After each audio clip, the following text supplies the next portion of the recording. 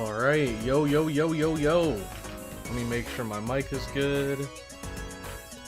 Let's see, sound settings. Okay, mic is good.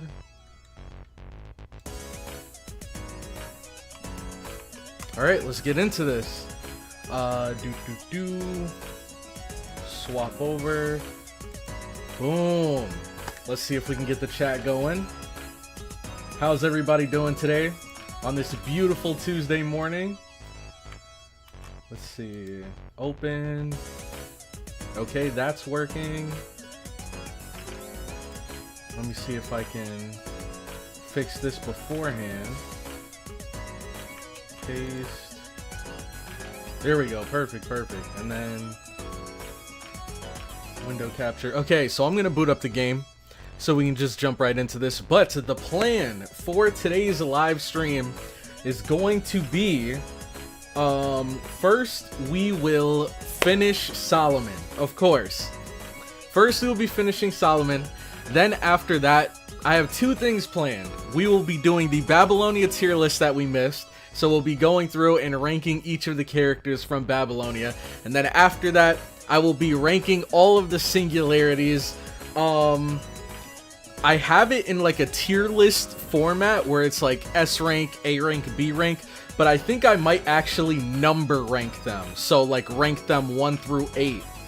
From my most favorite to least favorite. Because there definitely are some that I really liked. And there definitely are some that were quite underwhelming, I must say.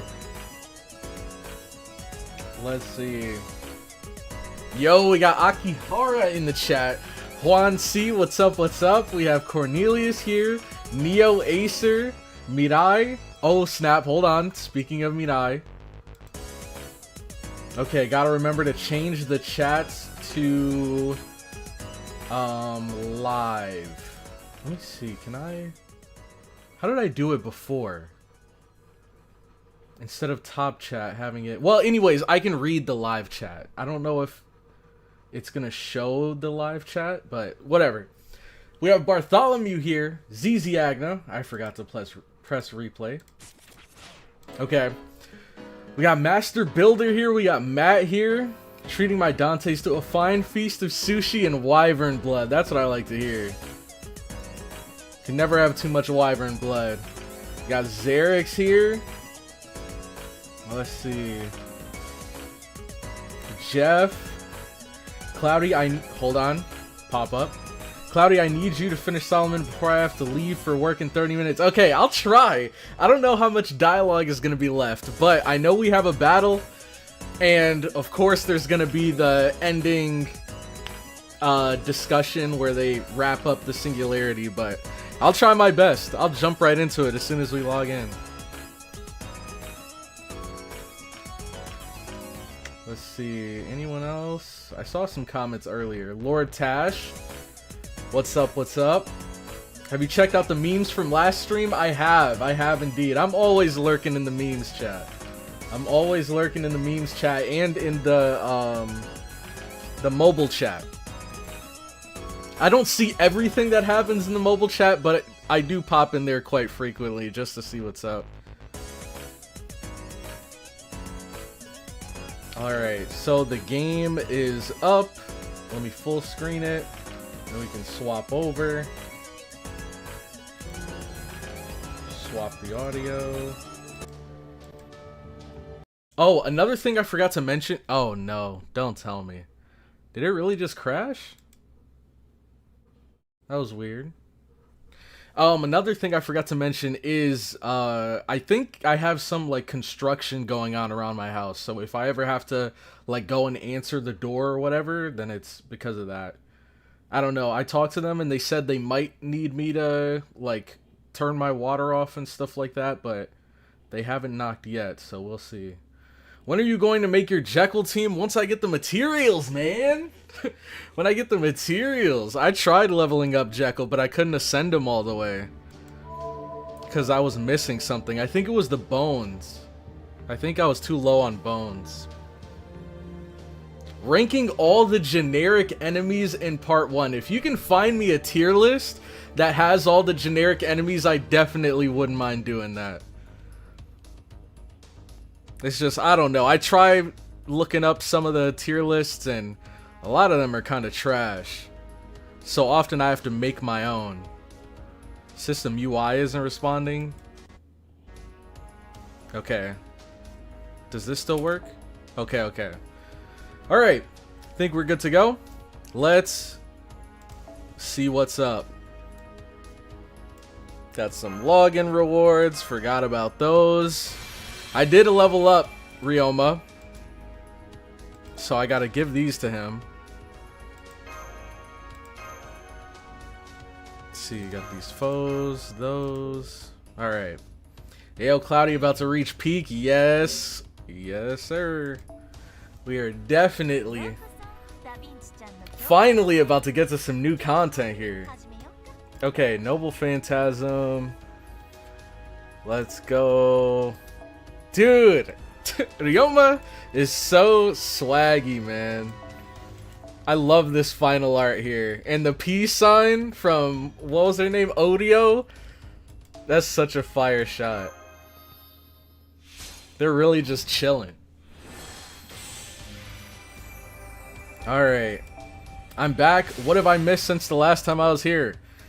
You know what? Honestly, just check the meme chat and you will see everything you need to know. All of the fumbles, all of the successes, you're gonna see all of them referenced in the memes here. Oh, man. You know what? I think this is probably the best example I could show you of what you missed. This meme right here. So as I pray, unlimited fumble works. You have the Karen battle. You have wyverns. You have the Lamu. You have this this phantom that I think we fought in the prison tower. Dante's. We have the Castoria incident, and then we have the Cuckoo incident. We don't talk about those. We don't talk about those. But yeah, that's just a teaser of some of the things you missed. All right. So now, let's get into it. Whew. Top tier meme, who made this? Must be a pretty cool guy. Yeah, I wonder who. I wonder who. I went to the wrong one. Alright, Solomon. You know, well... So I was I think somebody wanted me, okay, so I think we were about to fight Kets and somebody wanted me to do a Cuckoo versus Kets battle, and they wanted it to be a solo battle, so they had me bring a gong, and I forget who the other person was, and I was supposed to use, I don't remember actually. We were supposed to do something to like get rid of Gong and get rid of the other person, but we ended up getting rid of Cuckoo instead because I had her in the wrong spot. That was a disaster. Castoria incident sounds like a JJK arc. It really was, honestly. It was hilarious because it made our entire run unbearable. I ended up swapping out the wrong Castoria, so we were stuck with like 3 supports on the field fighting against a boss. It was like Oberon, Castoria, and someone else. I was omnipotent, but not because Solomon made me that way. We were born from the distortions in people's hearts, a colony comprised of many demon gods, each granted titles and abilities. I was transcendent from the beginning. The moment we were born, we were given omnipotence and the benefit of its perspective. Botis, Bathim, Salos, Person, Marax, Ippos, Aim, Naberius, Release. The only complaint I have was that the 72 demon god pillars fused together and were made to serve a single human. Also, Matthias added again. Welcome, welcome to the stream, my friend. I don't know why it didn't make a sound notification. Maybe because I didn't set it up for the screen. There it is, there it is. Alright, massive shout out to Matthias. Thank you so much for the 5 gifted memberships. And holy crap, look at the winners this time. A lot of like long-term viewers. We have Arnaldo, we have Janice, and we have Tri Archer all getting gifted. On top of that, we have Cezoze, and we have Luis. So congratulations to all of you guys. If you did get a membership, make sure to thank Matthias for the memberships. Let's see, we already got some people evading in the chat. I don't know what this skillet is supposed to be. Matt, we gotta talk. We gotta talk, buddy. Alright. Let's continue. Pillars fused together. We were made to serve a single human. Solomon, a ruthless king, an incompetent king. A king who knew everything, yet used that knowledge to save no one. A man who seemed so easygoing, someone completely without worry, compared to how we would shake with anger. Compared to how we would shake with anger. However, to put it simply, I just didn't have the freedom to get mad. Orias, Zapula, Zagan, Valak, Andros, Andraelphus, Simes, Amdusius, release. Ah, we are coming apart. Since our birth, I have known true omnipotence, have never lacked for anything. To lose that, to feel it fading away, we cannot begin to describe this pain. My power is breaking apart so quickly, I am fading. Our entire existence is winking out. I'm scared, I'm scared, I'm scared. Disgusting, disgusting, disgusting. As more and more pieces of me fade away, this horrible pain is robbing me of my hands, my feet. Furfur, Marcosius, Stolas, Halphus, Malphus, Focalor, Vepar, all have faded away. I don't know. We know neither the fear that drives one to scream for help, nor the reasons one is compelled to cry out in protest of something being taken away. I do not know this regret, this frustration, this pathetic helplessness. I cannot bear it, we cannot bear it all. That is what makes it so terrifying. Even knowing all of this, that wretched king once again overcame this fear. To give up his omnipotence, a fate worse than death, once more. Who believes he is an incompetent king? Who feels he is ruthless? Galsaya Labolus, Bune, Renove, Berith, Astaroth, Fornius, Forus, Asmodee. Union refused. My body is crumbling away. The demon god pillars are all choosing to disappear. We cannot maintain the union. Aggravating, the heroic spirit rebellion has not stopped. I do not understand. Okay, Matt. Alright, come on, man. Cut me some slack. You know, it's early in the morning. I still gotta, get into the groove of things. I do not understand. How foolish. The one called the Master still lives. We cannot maintain the Band of Light. Only 5 more minutes. I only need 5 more minutes to complete our task. So then why? Why is CloudyCrow standing before me? It's because we're the final boss, buddy. Oh! CloudyCrow, CloudyCrow, CloudyCrow. You're in my way. You should be gone. We just need to remove you, but why? Why can't we rid myself? Why can't we rid myself of a single human?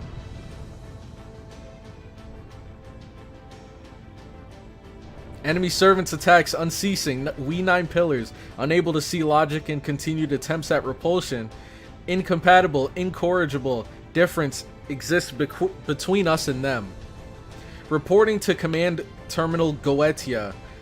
Is it Goetia? I don't remember. We will cease activity. We cannot resolve this issue. Barbados, Paimon, Buer have already shut down. Citri, Beleth, Laraj can no longer be recovered. Eligos, Kame, and I will continue to engage heroic spirits until the end. Command terminal Goetia. We are no longer part of Goetia. Peak OST. This OST has been fire. My anger won't subside. Will not subside. We 9 pillars will no longer have the highest honor. Goetia. Okay, Goetia. Got you. The O is silent. I will destroy every heroic spirit that is void of truth and reason. In the name of the 72 demon gods, I will bring death to all who cooperate with humans. Frustrating, frustrating, frustrating. That's one thing that I've noticed about the writing in FGO is they love repeating words. Like, Impossible, impossible, impossible, impossible. Like, they do that so often. I don't know why I'm just now realizing this. Sabnok, Shax, Vine, Bifrons, Vual, Haganti, Furkis, Balam. Those 8 gods cannot be restored. They have become fuel for my magical energy and are no more. Kill, kill, kill. Whatever you do, kill them. Feelings are unnecessary for our task. Yeah, this chair. Exactly. Why? Why do you fight so hard to protect humanity, heroic spirits? You should be aware that mankind is not worth this effort. Life is painful memories. Evolution at the cost of so much pain is a folly unique to this universe. This world is madness. You are all mad. Why should this all hold such value to you? Fool, you have already answered your own question. You're Gilgamesh. Here's where he's been hiding. I once thought much as you do. But we reach different conclusions. You can see anything, everything. Can you guys hear that? The rumbling. It's the rumbling. No, I think that's the construction. Okay. Anything, everything, and yet you failed to see the whole picture. You focused only on the sadness. You focused so much on each individual evil that you blinded yourself to the larger tapestry that is humanity. You are the one who doesn't know the value of life, king of demon gods. Yeah, okay, you guys do hear it. Besides, value is ever changing. Put a price on life if you like, but its true nature will never change. Have you still not figured that out? I almost said the Gil.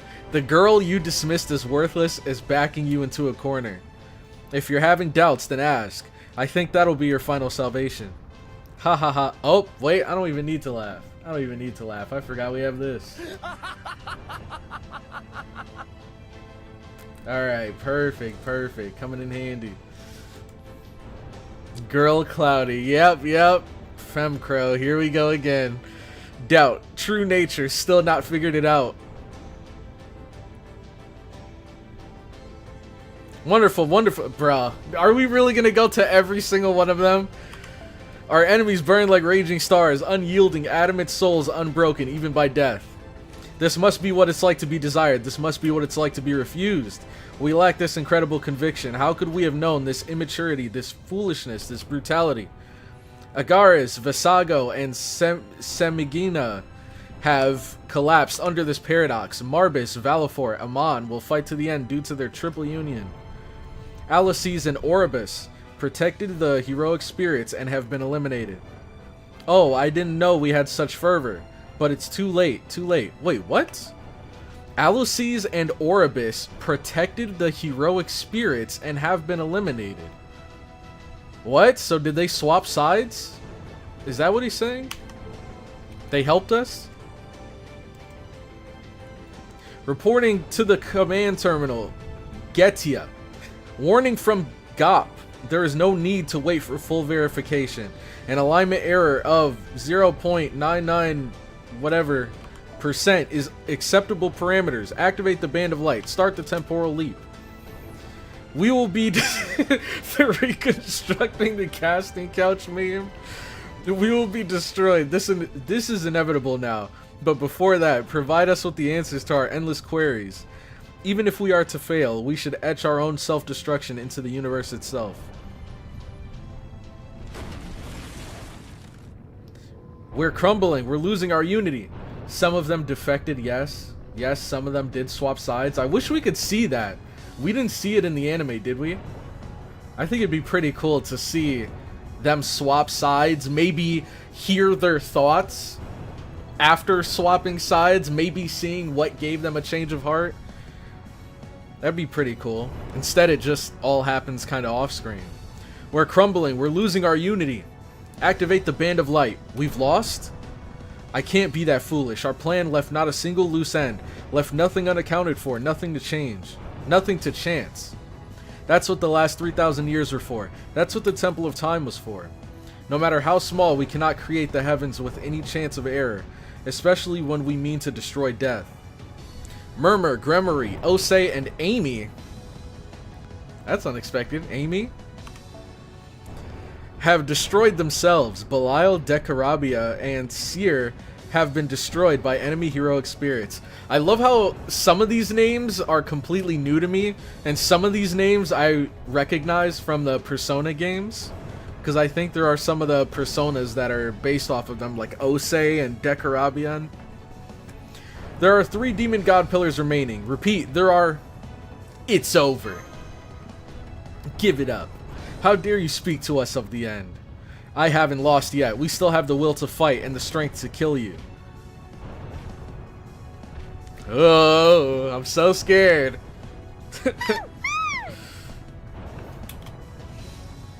I know. Step back, foe. It's true. There's a certain logic to the King of Heroes' words. We failed to measure your true worth as a human. It pains me to ask this, but I must know, CloudyCrow. Did we hit him?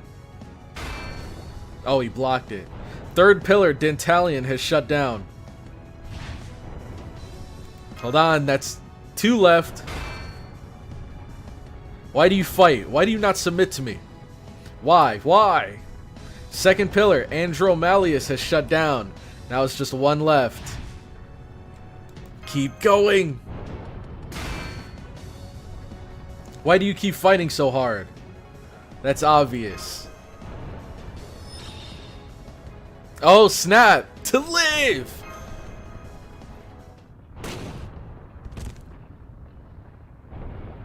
To live. Just so you can live? I see. So you weren't even protecting humanity. Then we were mistaken. We completely overestimated you. You longed for life and feared death. And while fearing death, you defeated us in our quest for eternity. What hopeless foolishness. What worthless stubbornness. We need not save you.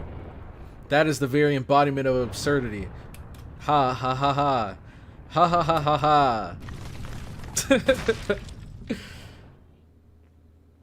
That's Mash's shield, by the way. Is that that was kind of a bit confusing to read what was going on there. So those little slashes we saw, was that us attacking him or him attacking us? And then the clang we heard was like us blocking it?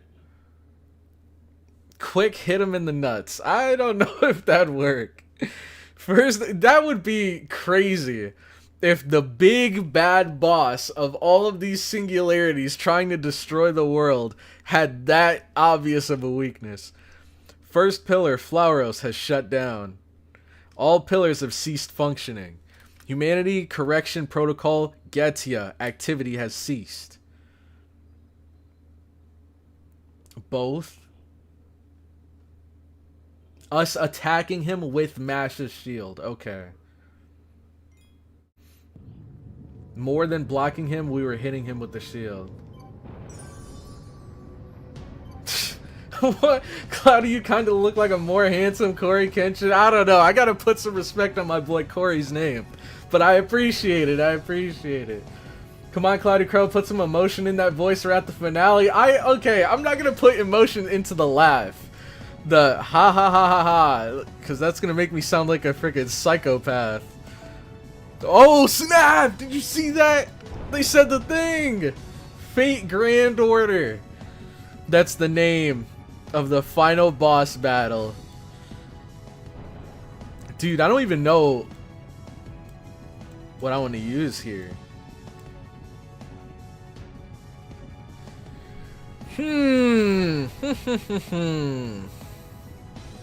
A part of me really wants to bring Draco, just because I think it'd be fun to use a beast against a beast.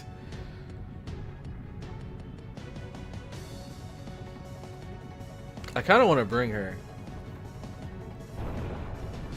Where are you also streaming on Twitch? Nope. I plan on streaming on Twitch, but I'm not gonna, like, what's it called? Duo stream? Cross stream?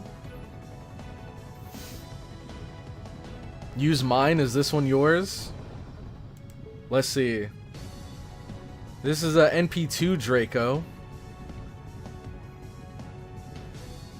Wait, is yours in... Oh, I'm dumb. I'm in all. There we go. Oh my gosh! Saitara, what the heck? NP5 Draco. Level 120. Oh my god. I remember when he used to stream on Twitch. Good times, yep. Those were the days. Okay, let me go to story. Okay. Bring my mango, he got the CE. Oh, brother. I'm not doing that again. At least not now. Use 0 supports and only use DPS. That could be fun. Only DPS, huh? Let's see. Let me line up all my single targets for this one.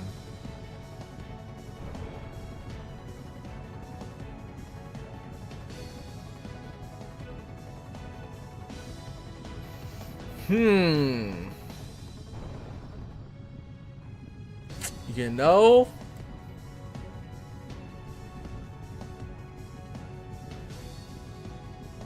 now that I have her leveled, I kind of really want to use her, but solo the fight with Jekyll? Bro, what level is my Jekyll? Let's see. I don't even remember how close I got him. Oh wait, he's not single target. Let's see. Oh, wait, wrong one. He's only level 40. Yeah, no shot. he's still got some training to do in the time chamber. Okay. Let's see. You guys don't care if I go all out this fight, right?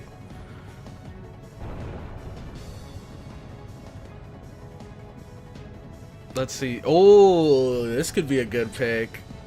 This could be a good pick. Let's get Herc in here, just so he can get that that bond XP. All right. I think these might be our hardest hitters here.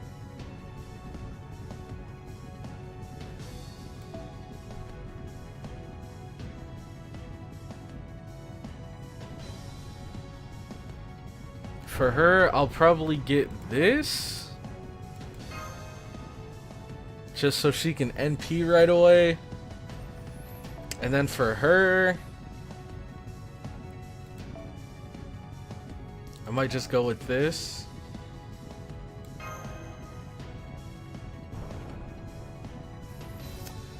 Then we have Cuckoo. And then our last DPS. We can bring Kets.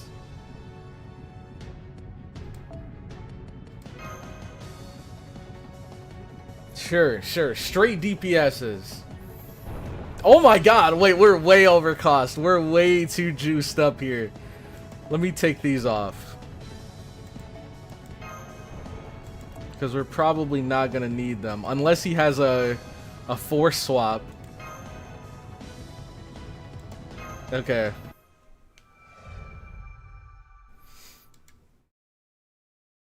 Castoria here is a pseudo support. Oh yeah, you're right, because of the anti-enforcement. Alright, we have communication. I hope you're okay, CloudyCrow. We just confirmed the collapse of the throne room. The King of Mages, I mean Goetia, is gone too. But there's no time to savor the victory. The temple is crumbling and the Band of Light is unstable too. The power binding all the magical energy together must have vanished with Goetia's defeat. At this rate, it'll lose its ring form and revert to its natural state, as mana that will diffuse into the atmosphere. If that happens, there won't be anything left to the Singularity. It'll explode like a supernova. Get back to Chaldea before that happens. Chaldea is safe, I've taken care of it. If you can use the dimensional fissure in the throne room to make it back to the Holy Gate, I can ray shift you. But if the floor crumbles, you won't be able to get to the Holy Gate. Whether the Band of Light's diffusion or the temple's collapse comes first is, well, anyway, hurry back. We can talk details after that. Alright, it's time for his final Hail Mary.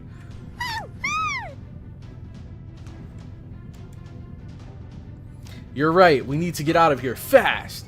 Cloudy should only use servants based off of real humans.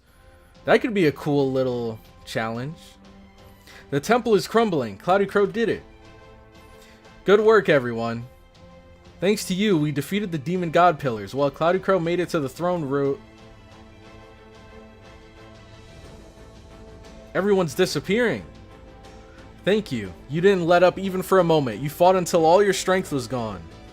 My words won't reach you now, but I'm so grateful for your help. And now we survivors can return to our own grand thrones.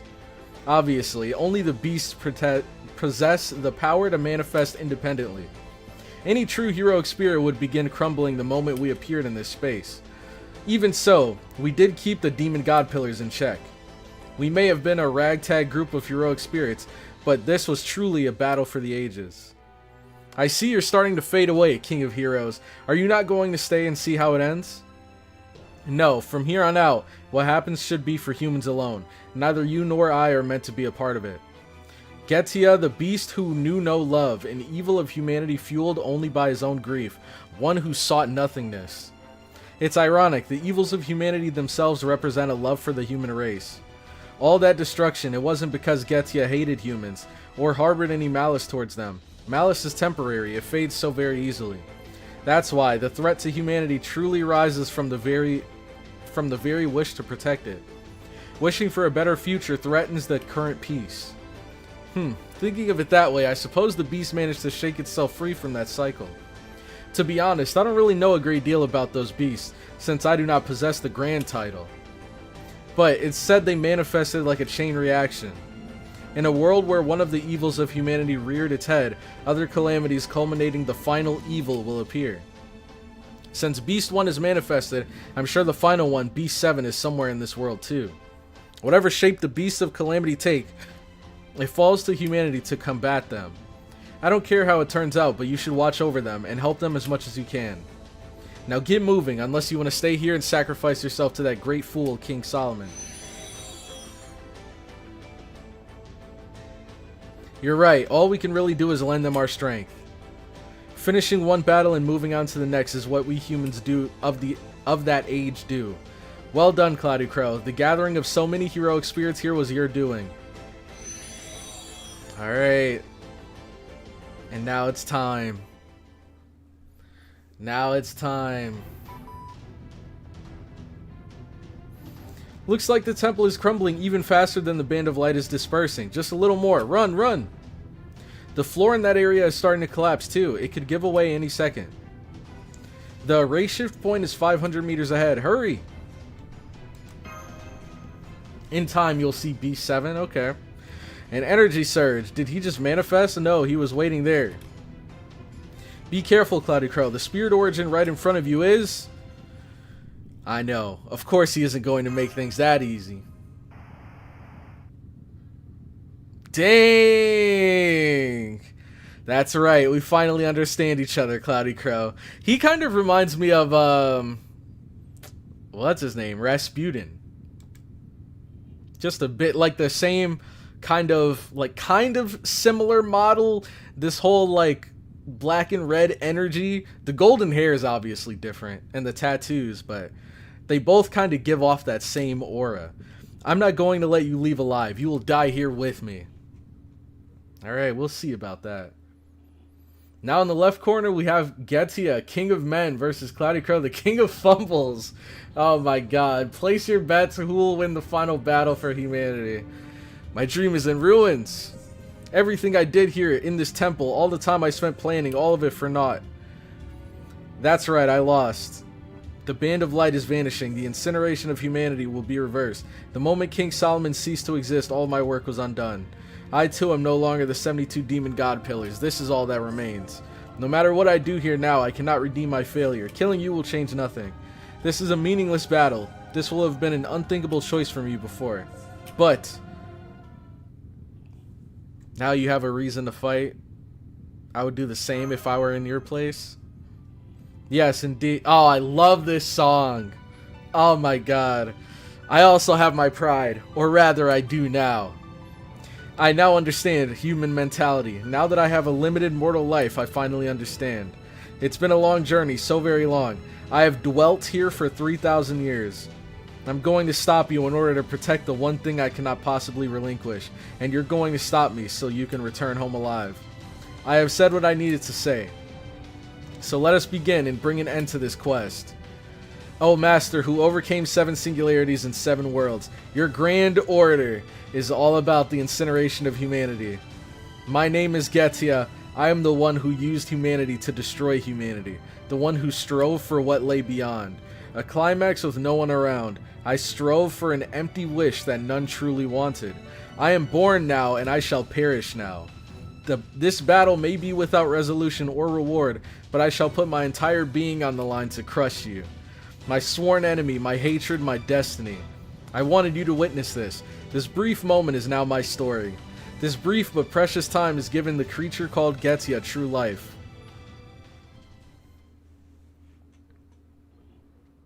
I love this song too. Yeah, this battle OST is great.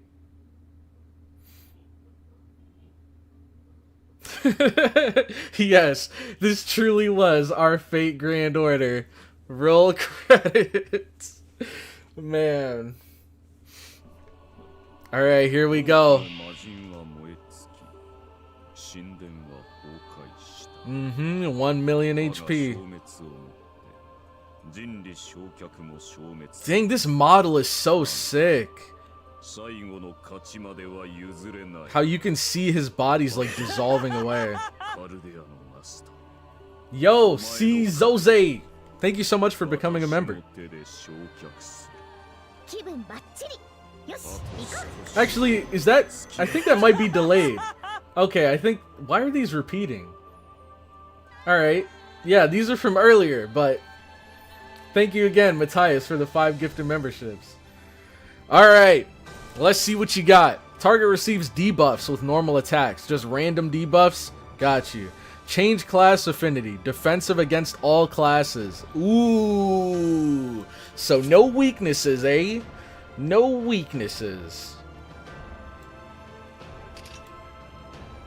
NP gauge each turn. Critical strength and apply damage cut for yourself. Let's do that. Next, I forget the order. I don't know if it's 3-2 or 2-3. Skill Seal, Burn, Increase Charge, Demerit for all... Oh, shoot. I don't know if we want to do that. Increase Attack and apply Holy Grail Possession for yourself. Increase Buff Removal Resist for yourself. When you're in a Holy Grail Possession state... Okay, so it's 2-3. Apply Special Attack Dragon, Special Attack Roman, and gain C stars each turn. And apply Debuff Immune. And apply Ignore Defense. Increase HP recovery amount. And increase NP gauge each turn. Shoot, I'm just worried. I don't want to increase his charge. But I guess we do have Berserker Toria here, so it's not that big of a deal.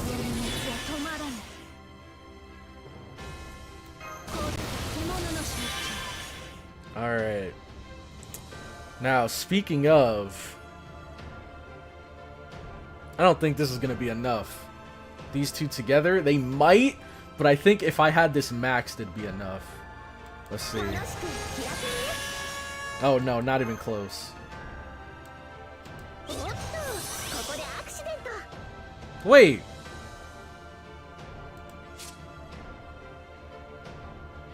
Something's not adding up here. Something's not adding up here. He must have used some skill, I guess, that wiped all of our NP. Okay. This is 3 turns, right? Let's put this up. And then this. So we can start stacking that burn. Oh man, wait, this is double burn, isn't it? Or is it like her NP that burns? I thought she had burn somewhere in her kit. I guess not. Okay. Anyways. Do we want the invincible right now? Ah, the C stars every turn though. Okay, so off rip, I kind of want a full combo.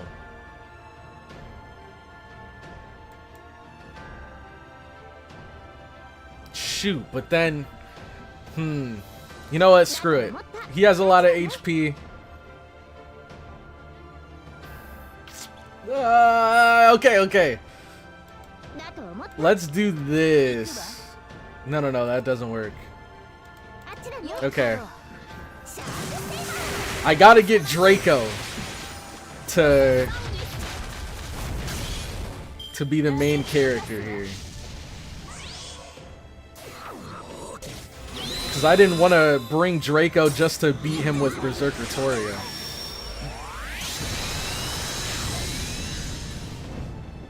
Okay. Whoo! Oh, snap! We've got a full combo here. Okay, so now that the skill's gone, let's stun.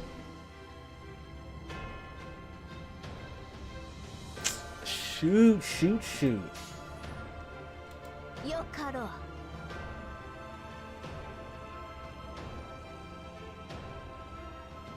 Man, oh, there's so many options here. There's so many options. I could go for the full combo here. I could go for Berserker Toria NP and then try to get some back by attacking after. This would obviously be the better play, but Draco. I want to use Draco, man. Okay, we're doing it.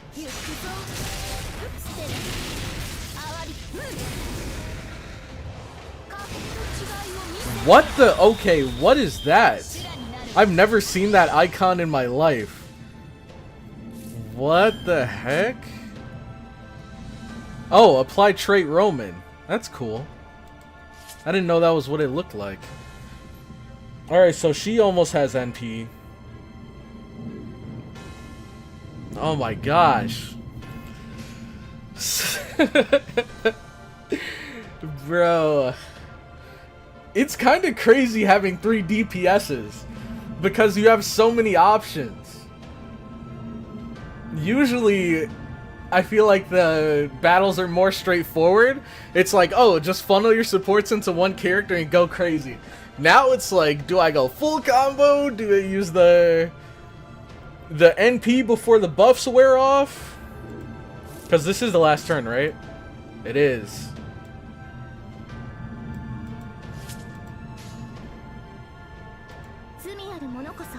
I think we do this.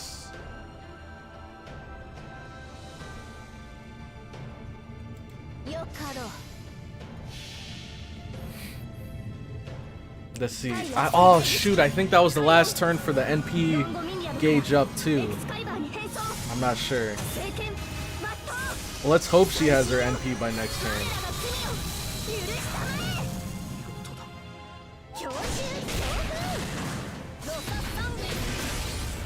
Alright. Second ring, no effect. Okay, attack down. NP sealed. Ooh, okay, we're playing that game. We're playing that game. Okay, so nothing new for him. It's really just attack down on her, and then NP seal. And skill seal. Ooh. But I think most of their skills were on cooldown anyways, so. How long is it? 3-turn NP seal. That's not fun. Aw, man. That's not fun.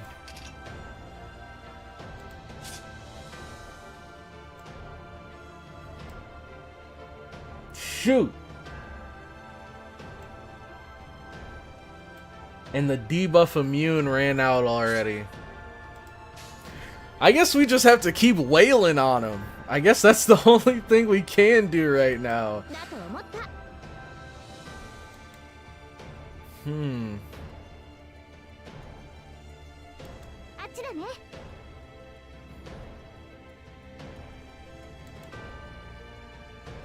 Shoot, her attack is down though, so I think... How long is her attack down for? 3 turns. Oh, gosh! So it's looking like we might just have to stall for 3 turns. I wanted to... get some...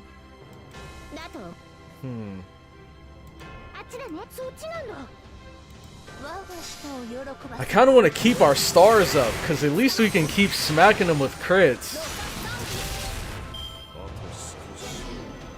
Now her attack is down. Oh, Jolter! Jesus!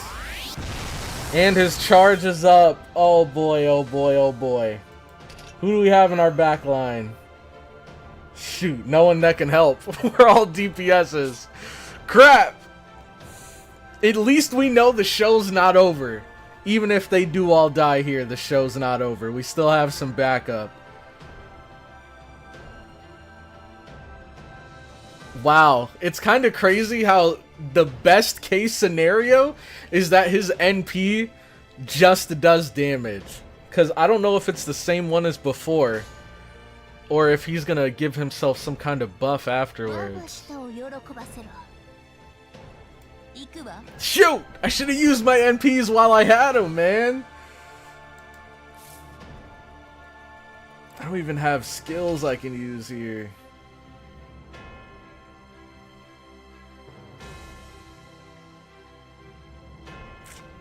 Shoot, shoot, shoot.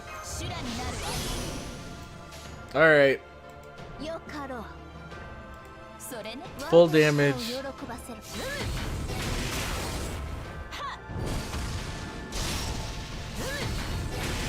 Dude, she hits so hard. Imagine what her NP would do. Oh my gosh. Oh wow, she ate that. Holy crap. Even with the defense down. But I mean, she is a beast, so, or she does resist caster. So it makes sense. Alright. Now we have the girls here. Let's see. Shoot, she doesn't have a cleanse anywhere, does she? Ah, man. And we don't even have any stars online. Shoot, I guess we just keep wailing on them, bro. That's all we can do right now, is just keep smacking them. That's all we can do. Is this targetable or it's only for herself? Okay, this is only for herself. And this one's targetable. So guts and buster effectiveness. For her, since we don't have stars, this is only going to be for allies. Then we have the battery here, and then this gives us the buster, but no NP damage, right? Yeah, no NP strength.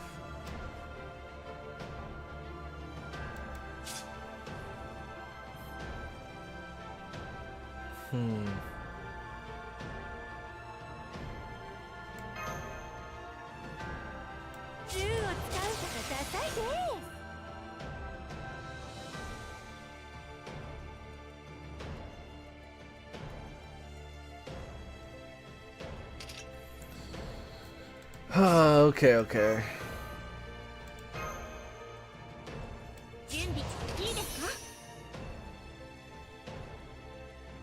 Oh shoot, maybe I could have given it to her. Dang. Whatever. Just...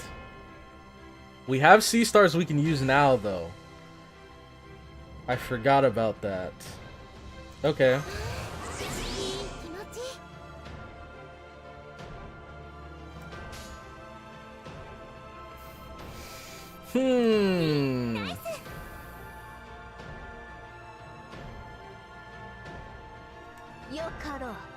This should also be the last turn that she's sealed, unless he spams it again. But we'll see, we'll see. Is he double Roman?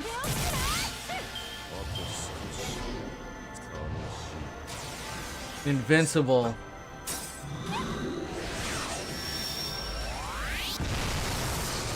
Okay, okay. Let's see how it works. Ignore sure hit and reduce attack damage to 0. Only for 1 turn though, so not bad.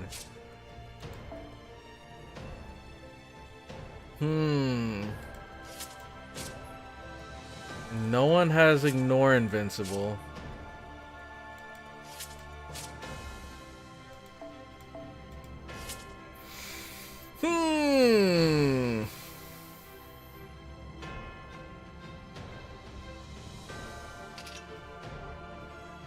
All we can do is give it to ourselves. So I guess we have to stall this turn? Oh, wait, hold on. Yeah, it's just a flat invincible this whole turn. I had to check and see if it was a certain number of stacks. I guess we can go for stars.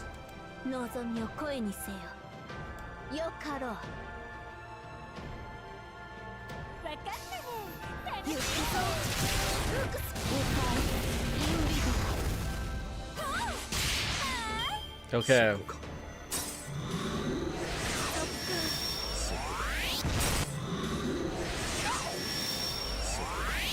His attacks are pretty cool, but it's like, I don't know, it kind of loses its novelty after the first couple times. Alright.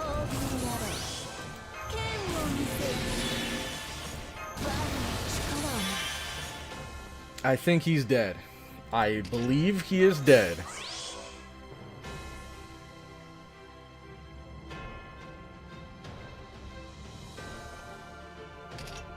Yeah, it does have critical strength. So we could use this.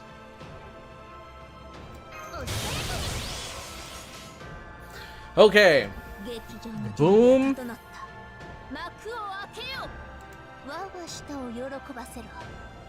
This should do it. Let's see. I think the NP alone should do it. Let's see. The power of a true beast. Not a fraud like Goetia.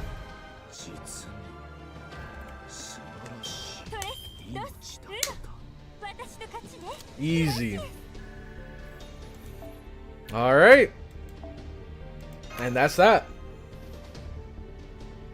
Not bad for year 1 animations. True! For year 1 animations, that was insane. Cloudy got that invuln trauma. I swear it. I'll never forget. Huh? Who would have known? Tragically short and yet strangely fascinating. So this is what human life is.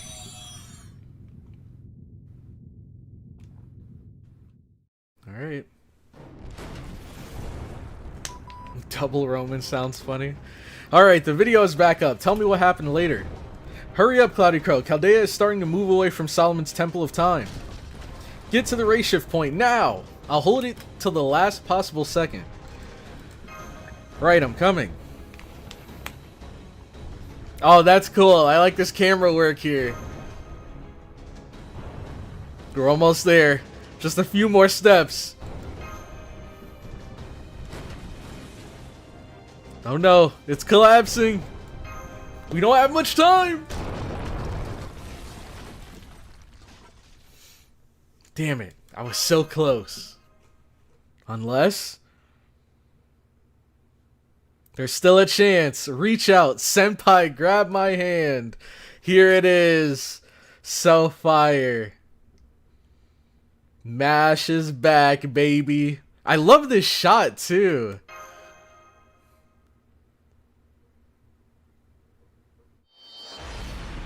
Dang.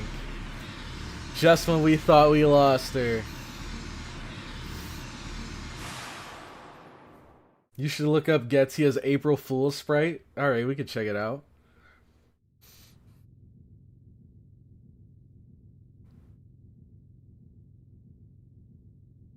Dang, it's like eerily quiet. The rings.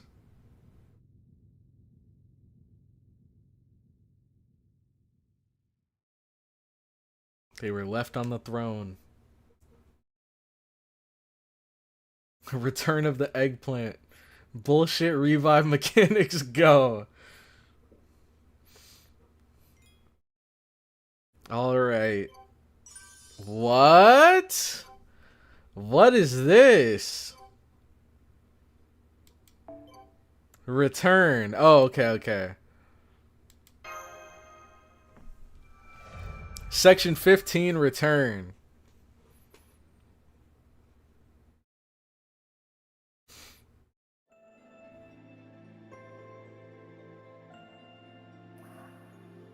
Foe. What are you doing here? Oh, good, you're still here, Mash. You've got. I just imagine him having a super deep voice. You've completely disappeared. This, Mash, is your death. Even still, your will persists in this void. There are yet many things you need to do. That's why I'm not saying, well done. Instead, I will say, goodbye. Sorry. We don't have much time, so I'll be brief. I'm going to bring you back to life. I am the embodiment of comparison. I am the beast that feeds on the energies that come from humans who grow and compete, who envy others' strength, who regret their own weakness. I am the beast who stands over any and all opponents. I am Kath Palug, a beast of disaster. In a different world, I was called Primate Murder. As long as I stay away from human society, I am just a harmless animal. That's why I remained on a remote island. But the mage who was taking care of me was a real bastard. Okay. He kicked me out of his warm, snug tower and forced me to live outside. But that is how I ended up in Chaldea, which is where I met you and CloudyCrow. You are... Oh snap. I hope you don't mind me interfering like this. Then again, the mage always said that an act of goodwill was something forced onto someone. Let's just go with that. Over the last few centuries, I've accumulated incredible amounts of magical energy. Using that, I'll perform a miracle that even true magic could never achieve. Although, I suppose death in the Temple of Time doesn't quite count in reality. What I'm going to do is transfer my future to you. I will be powerful enough to extend your life past 3 days. Past the 3 days you have left. However, I'm not fully grown, so the time I can give you will only amount to an average human lifespan. Once I've done this, I will just be an ordinary beast. I will lose my intellect, my personality. Up till now, I've been chiming into your conversations meaningfully. Okay, what is... Bro, what? Chiming into your conversations meaningfully, yet we've never understood anything he was saying. He was probably dropping some crazy wisdom bombs, and we just missed out on everything. But from here on, all I'll be able to do is make animal noises. But I don't want you to worry about that. Nothing will change for you guys. Still, it is a bit lonely. It is a bit of a lonely way to go out. That is why I wanted to at least say goodbye here at the end. Goodbye, Mash Kirillite. My time with you, my time with all of you, this journey, has been truly wonderful. Normally, around people, I transform into a hideous beast, but this time I was able to stay in this form until the very end. Good luck on your fate grand order.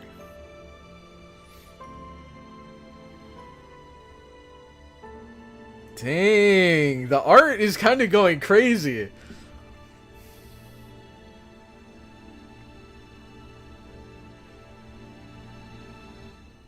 Wait, foe! Foe! When the mage sent me out, he told me, go experience all the beauty the world has to offer. And well, I have seen truly beautiful things. There are some evils that can be defeated without shedding blood or crossing blades, and that is what has made this possible. Congratulations to you, the wonderful people of Chaldea. You have defeated Beast 4 without so much as a single blow. Dang. Foe. Our day one. He was with us from the beginning. Oh my gosh. And now he's back.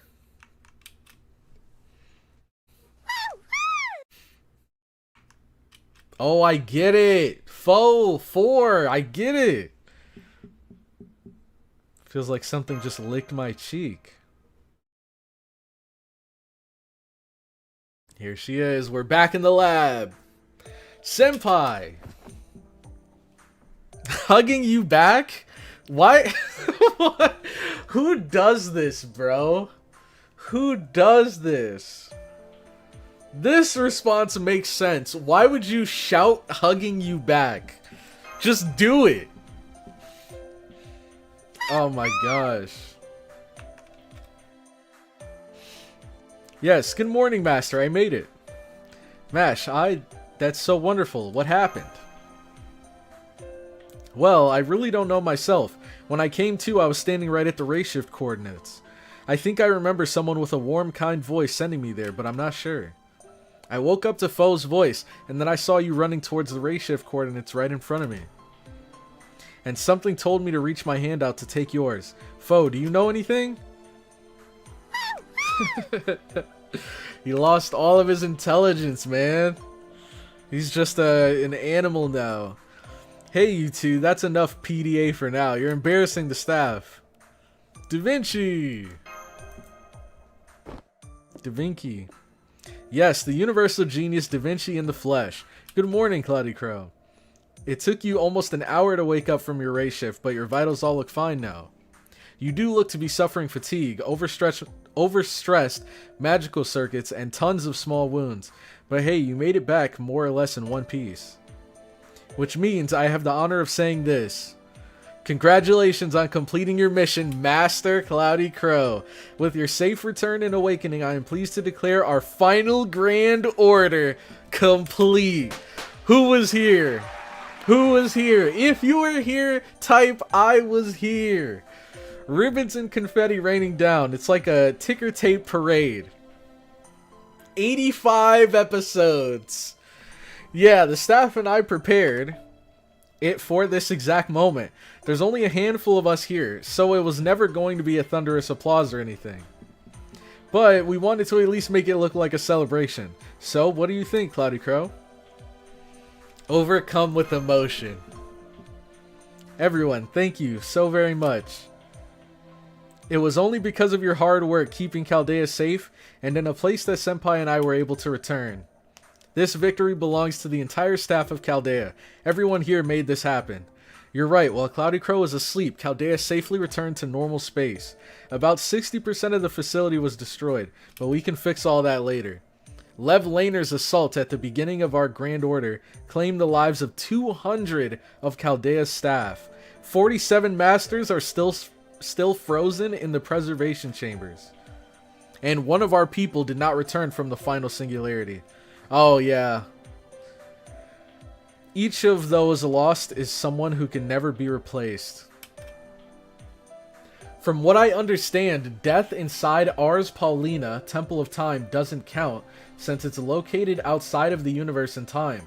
Normally a soul vanishes and goes back to the root, but Masha's soul couldn't get out of the temple. That's why she could be revived. Since it's located outside of the universe and time, normally a soul vanishes and goes back to the root, but Masha's soul... Oh, I see. So, outside... If we were outside of the Temple of Time and she died, then she would have gone back to the... Well, I don't know if she'd go to the Throne of Heroes being a demi-servant, but, you know, her soul would move on. But since we were in the time of Temple... The Temple of Time, that's like its own separate space outside of reality. I don't know. Let's see. But my guess is that, you know, if we take what you said as truth, then technically all of those deaths we lost to Goetia, or to Goetia, those didn't count either, right? Him one-shotting our team technically didn't count. Each of those lost to someone who could never be replaced. The one who did not return. Yep. Of all people worded that wrong. Let's leave the gloomy stuff for later. The masters who are frozen will probably be revived after we get reinforcements from the outside. And Chaldea will return to normal. What's important is what lies ahead, CloudyCrow. What's ahead of us? Right, while you were out, we resumed communications with the outside. Everything is in chaos right now. After all, people are missing and an entire year's worth of memories. Goetia has vanished and the incineration of humanity has been prevented. But that doesn't mean the last year didn't happen. For everyone outside Chaldea, it's as if they woke up today and an entire year had passed since they slept, or while they slept. The Mages Association is sending envoys here immediately. There's no doubt all intelligent life forms ceased activity for the past year. Report immediately on why and how, they said. A huge group's coming tomorrow, so Chaldea's going to get a bit crowded. So, they're coming to investigate us. Da Vinci, what will happen to the servants? Oh, they all left already. The threat to humanity is past, so there was no point in them lingering here. The only ones left are the oddballs like me who have been here since before the Grand Order was issued. Or the really benevolent servants who just can't bear to leave you, CloudyCrow. Of course, I have everyone's spirit origin patterns stored, so if there's any need to race shift again, you can form a contract like before. So this isn't goodbye. No, that would be so sad, so lonely. Oh, but race shifting is, yeah, we can't do it freely like we have been. Race shifting was only allowed under the United Nations and the Mages Association's permission. Now that everything's back to normal, there's a solid chance that race shifting itself might be prohibited entirely. Well, we'll cross that bridge when we come to it. If there are any concessions or liability issues and we get into hot water, I'll take care of it. All your servants are gone now. Starting over from scratch. Now, that's about it for Chaldea's current situation. I'm sure there's a lot on your mind, but there's something else that takes top priority. CloudyCrow, Mash, the two of you need to set this contraption at these coordinates. It's not even a kilometer away. Shouldn't be more than 20 minutes straight. Oh, I remember. Isn't this going to be Mash's first time outside of the facility? Luckily, today is the one and only day out of the year it may happen. There's no way you can miss this. Now, hurry and get going. Go see for yourselves what you two have reclaimed. 1 question mark or 2 question marks? The illusion of choice. Okay, mission received. Let's go, Senpai. Let's go see what we've achieved. Did you read the prison tower? Not the final section. Because we need to complete Solomon first. But, I don't know. Maybe we could do that next stream? I don't know. I'll see what you guys are thinking. It's so blue. Dang, this background artwork is fire. So this is the real sky, the Earth of our own time. Yeah, I forgot. The doctor told me once. He told me it's always snowing outside Chaldea, but once in a while the sky's clear and you can see the lovely stars. He also said that one day the time would come when I would get to see them for myself. He had no proof, but laughed when he told me. Yep, sounds just like him. I bet that was what he dreamed would happen. Dang, look at us. Yes, I'm so grateful to be alive right now at this very moment. Dude, this is like screenshot worthy, man. How do I get rid of this? I just scrolled up, wrong scroll. Okay. Do you guys remember the button to get rid of this? Careful, copyright coming up. Oh no. Oh my gosh. Do you guys remember the button to pull down? Oh, it's such a weird input. But yeah, this is screenshot worthy. I'm taking this. This is us. This is like a milestone right here.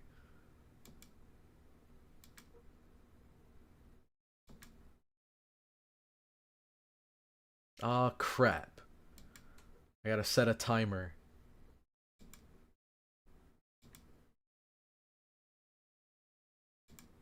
Let's see. So, timer, 3-second delay. Window. New. Okay, there we go. Alright, saved. So, this was copyright. RIP. It's over. It was nice knowing you guys. What about you, senpai? Come to think of it, you applied to Chaldea on a whim, were accepted, and were hired as a low-tier master. And even before you learned what your job really was, you were pulled into this conflict and somehow persevered through all of it. What did the journey of the Grand Order mean to you, senpai? It was, of course,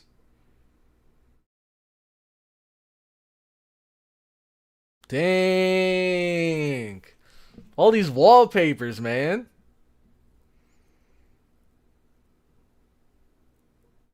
Yes, I'm glad you feel that way too.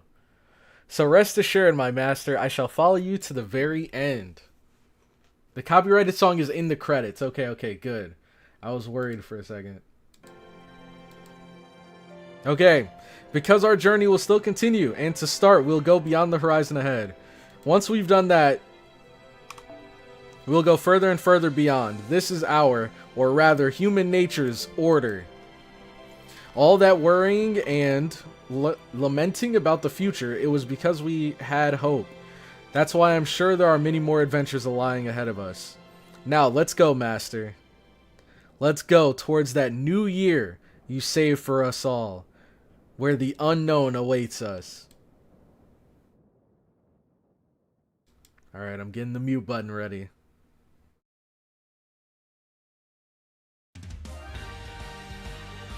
Alright, we're muting that. Definitely not getting copyrighted over this. The pic I use for phone background. Let's see. Fate Grand Order Epic of Remnant incoming.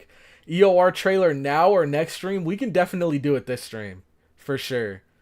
Now, is there anything cool that comes up during the credits? Or should we go to the tier list now? Ready for new content? Yes! New content, finally! It's a fun song, though.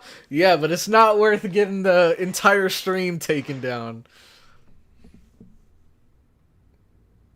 This was taking place on December 31st. That's so fire. Oh, yeah, and that's why she said the new year. There is an end credit scene. Okay. Shoot. Do you plan to play Christmas in the Underworld before doing the EORs? So far, the only thing I had planned was, I know, let me actually write this down. There were some people that said to do the final section of the prison tower. There was one person that suggested doing Musashi's trial. And then here, you're suggesting Christmas in the Underworld? I guess we could do a little bit of a Q&A or something while we're waiting. It's official. Congrats on clearing part 1, Cloudy. Thank you, thank you. It's been a long time coming. Congrats, Cloudy. Thank you. Temyar. Thank you so much. If you can, watch Moonlight Lostrum OVA before the Lost Belt Prologue, after Epic of Remnant. Now, I have seen the Moonlight Lost Room OVA already. Actually, wow. Yeah, you guys might not have been in the stream when I did.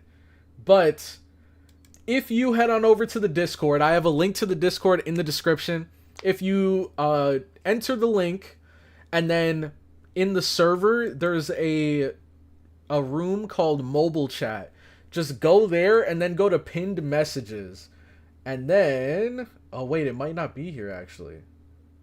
Do you guys remember where I put it? I think Arnaldo linked it not too long ago. Shoot, I don't know. I have it somewhere pinned on. I have somewhere pinned in the Discord. It's not an anime general. I don't know. I'd have to find it. But I did react to the Moonlight Lostrum OVA. Are you saying to react to it again? Let's see. Congrats on clearing part 1. Thank you, Juan C. Now FGO starts for real now. Yep. Break bars. Now it's getting real. Congrats on beating the tutorial. Thank you, Janice. Christmas in the Underworld, if I'm remembering, is a follow-up to Babylonia. Let's see. It's the official continuation to Babylonia, or Resh's arc. Congrats on beating the tutorial. Thank you, Neo Acer. The final section of Prison Tower is a big fight. It has no story. I vote for that. Alright, we can do that. I have it added to the list. Musashi's trial needs to be tackled before the third epic of Remnant, Shimosa, to get context. Do it before the third one? So are you saying to do the first 2 epic of Remnants and then do that? Oh snap, I think we're getting to the bottom.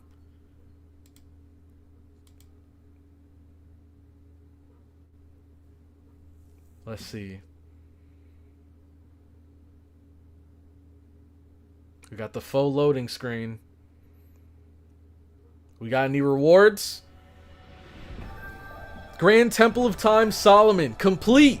Order restored. Grand order complete.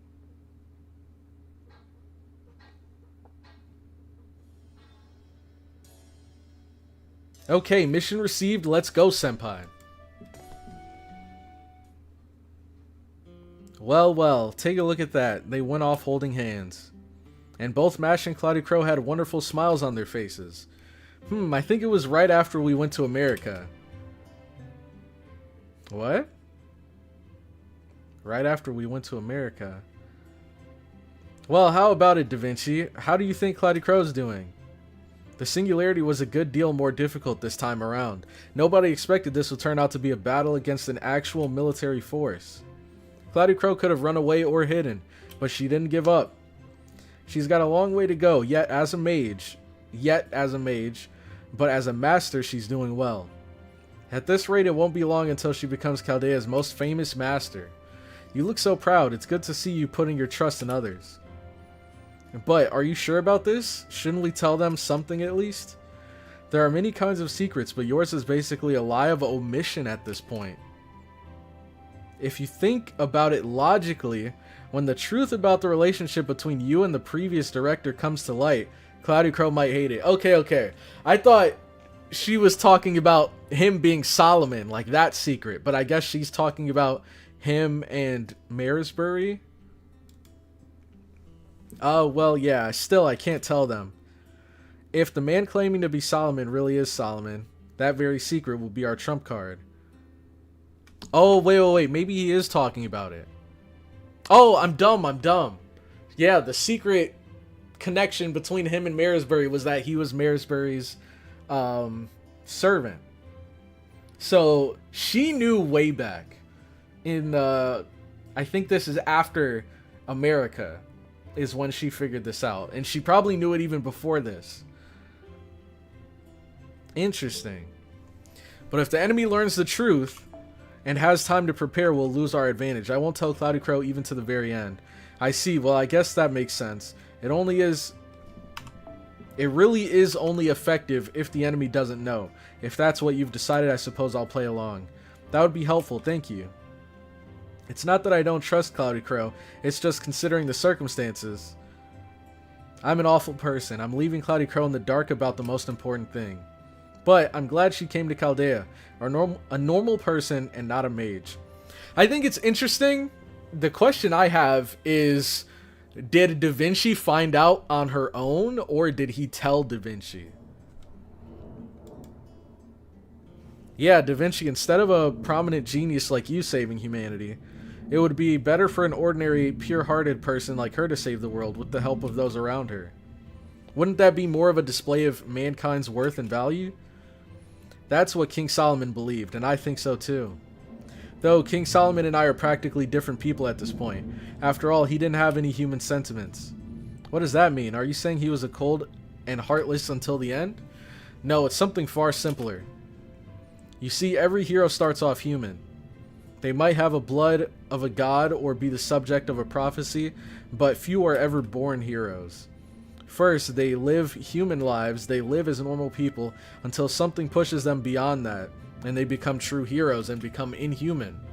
That's right, sure, I was born a genius, but I lived a quiet life until I was old enough to make my own decisions. It felt natural, good even, to be praised as a genius, but the experiences of my youth were irreplaceable. Once you become a hero, you're no longer free. True freedom only lasts as long as you're human. That's true for all heroic spirits. Wait a minute, are you saying King Solomon? Yeah, you got it. There was never a time when Solomon was human. From birth, he was treated as a king who could hear the voice of God. The people wanted him to be king, and so he became one. He was said to be a king of many loves, but in truth, they were all desired by the people around him, not for his own sake. He was not free for a single second of his life. He may have had the power to see everything, but he was forbidden to give his own opinions on anything. Solomon was more mechanism than a man, one made by God and mankind to better their great kingdom. There's nothing humane about him at all. He died without ever really experiencing the world as a man. He was never afforded the freedom that is humanity. So that's why you wish to be human. You can't interact with the real world as a heroic spirit. That's why many servants wish to be incarnated. Solomon didn't want to rule again. He just wanted to be human. He wanted to know what human freedom was like so badly. He wanted what every other heroic spirit experienced in life. Yeah, so he was reborn as me. King Solomon's wish was granted. My time as Romani Archiman has been wonderful. My magical circuits were gone, my clairvoyance was gone, and I was able to be truly free and live however I wished. This time it's been like a dream. It was exactly what I wanted. By the way, how'd you get the nickname Roman? Was it a coincidence? No way, of course it meant something. People in King Solomon's day didn't have the mental flexibility humans do now.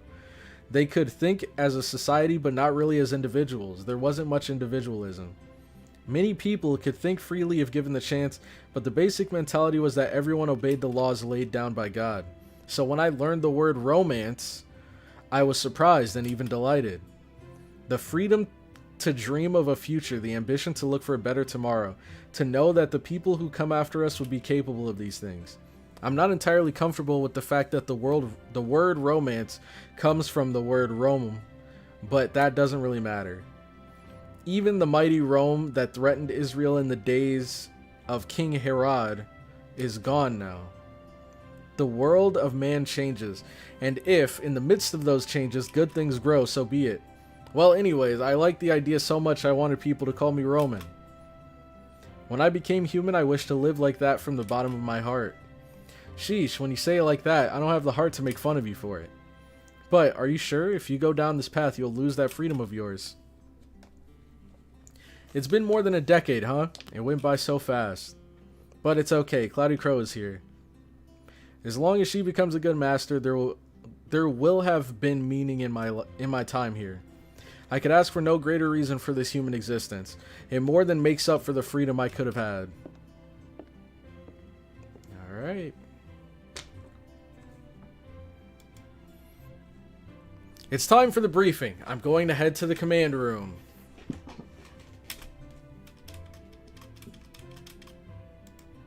Okay. See you later, Leonardo. I'm counting on you to take care of things when I'm no longer around. Beautiful.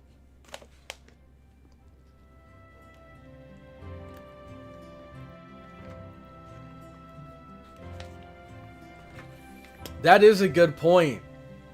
And his last wish was never granted. He got to be human, but was bound by his last vision. Yeah. So he didn't even get to live freely as a human, because right after he saw the vision, he pretty much dedicated the rest of his life to trying to figure out a way to avoid that catastrophe. The decade you've spent. You spent all that time working yourself to the bone, desperately trying to escape from and avert the end of mankind that you saw when you became human. There was no romance there, only a nightmarish existence, a hellish freedom, but it was indeed worth it. Yeah, King Solomon never really got his wish to live as a human. But congratulations, your wish came true, Romani Archiman. CloudyCrow is a full-fledged master now and worthy of the grade cause. Worthy of the grade cause? Well, she's maybe still a little unreliable, but that's something to work on in the future. Interesting.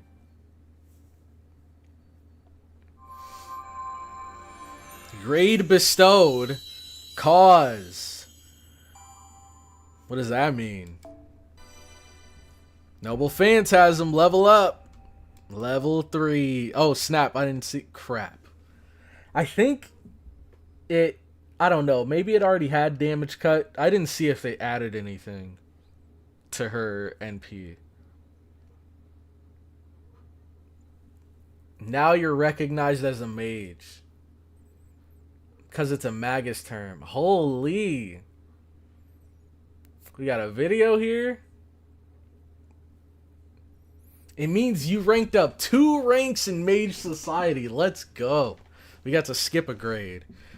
Alright. So it's 1 minute 11 seconds. We check this out.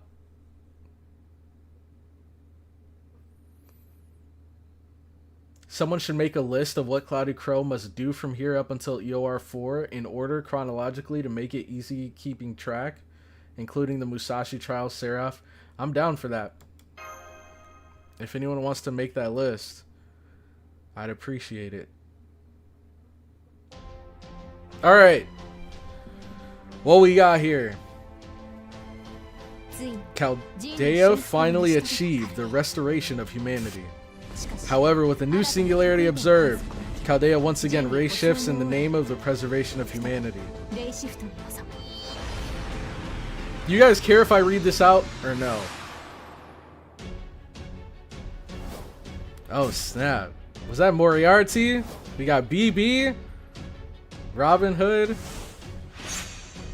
Whoa, I didn't even know who that was. We got Musashi.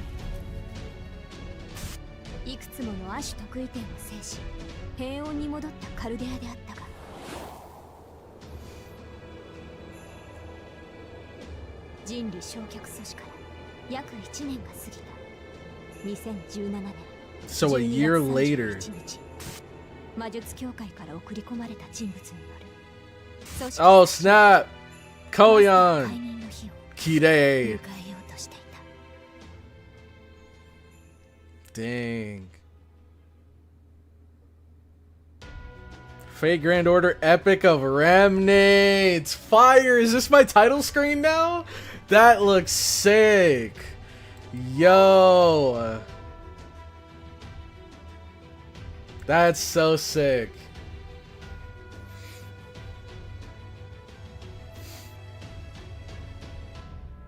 Don't need, I can read. Fair enough. Fair enough. Servant profile of Goetia has been updated. Ars Almadel Salmonella. Dang. Anti-personnel. Okay. Yeah, I'm not reading all that. At least not now. We got other stuff to do. Interlude. David and Goliath. Okay, that could be interesting. Quetzalcoatl, the flaming luchadora, and the 3 death matches. And then Da Vinci as well. Free exchange. Conditions achieved. Alright, so we got all this stuff. Gold-rimmed Oda glasses. Nice. Pseudo-Singularity 1 through 4 are fragmented stories covering events between the end of Part 1 and Part 2 Prologue. You will not need to complete Pseudo-Singularity 1 through 4 to play Part 2 Prologue. Oh, okay. Interesting. Dang! So you just unlock all of them right away? We can do any one? I could jump straight into Salem? That's cool. And then we have the prologue here. Interesting. Nice. Get some good rewards. Let's see.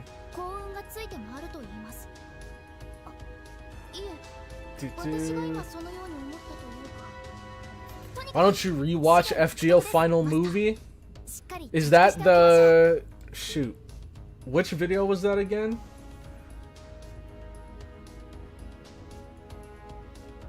The order of part 1.5 is the first two epic, the CCC event, free in the shop, the Musashi trial quest, and the other two epics. Do not click the prologue. For anyone who would want to skip to LB, but why would you skip? Prologue is for the Lost Belts. Should do it in order. Got you. Okay. Oh, is there? So Soap Bottled said, isn't there a GSSR for part 1 clear? That appears now. Is there a GSSR or no? Because I feel like I've heard different answers. I'm guessing it'd be here somewhere, right? I don't think so, though. Yeah. There might be something else I gotta do. Check Mana Prism Shop? For what?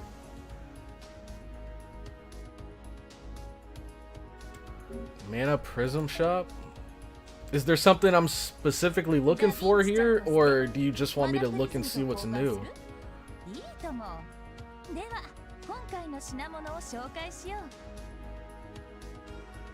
Yeah, I don't see anything new here in the Mana Prism Shop.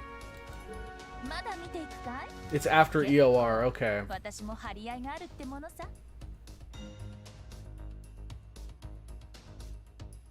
Not doing the free FP pull? What's the free FP pull? Oh. Wait, you guys do that? Rare Prism, okay. Why you don't buy the torch? I don't even know what the torch does, I'm not gonna lie. Check the Rare Prism shop.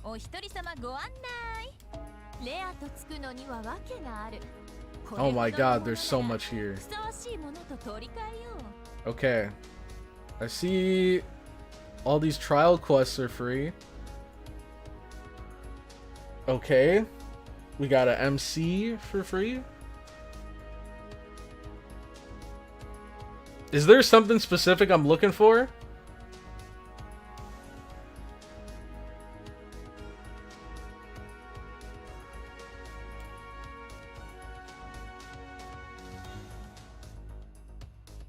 We need them friend point summons.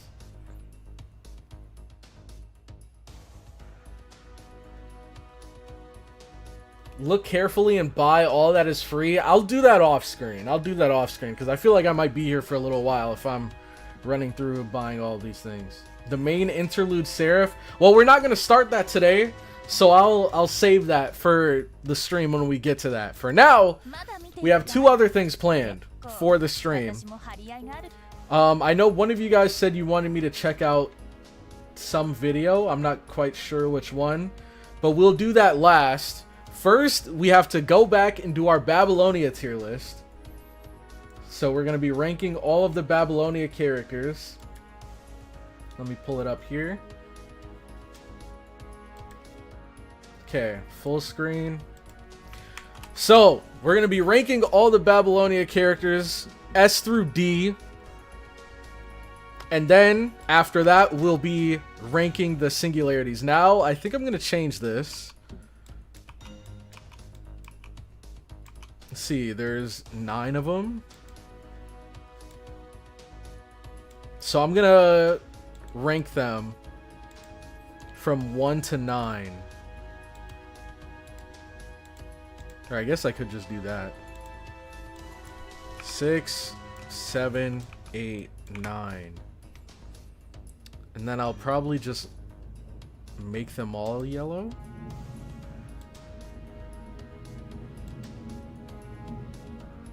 Or should I do like a... Let's see if I can. Do like a gold, silver, bronze? And then what are the rest of these gonna be? White? I don't know.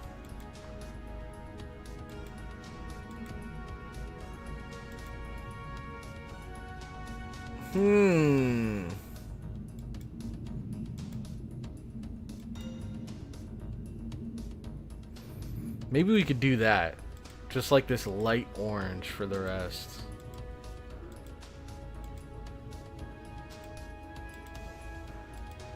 Okay.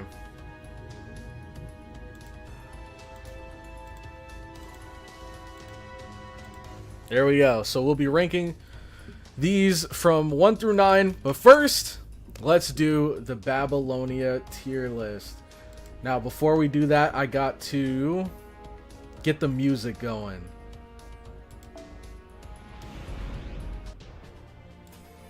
All right.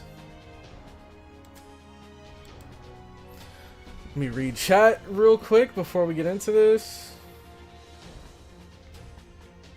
Let's see.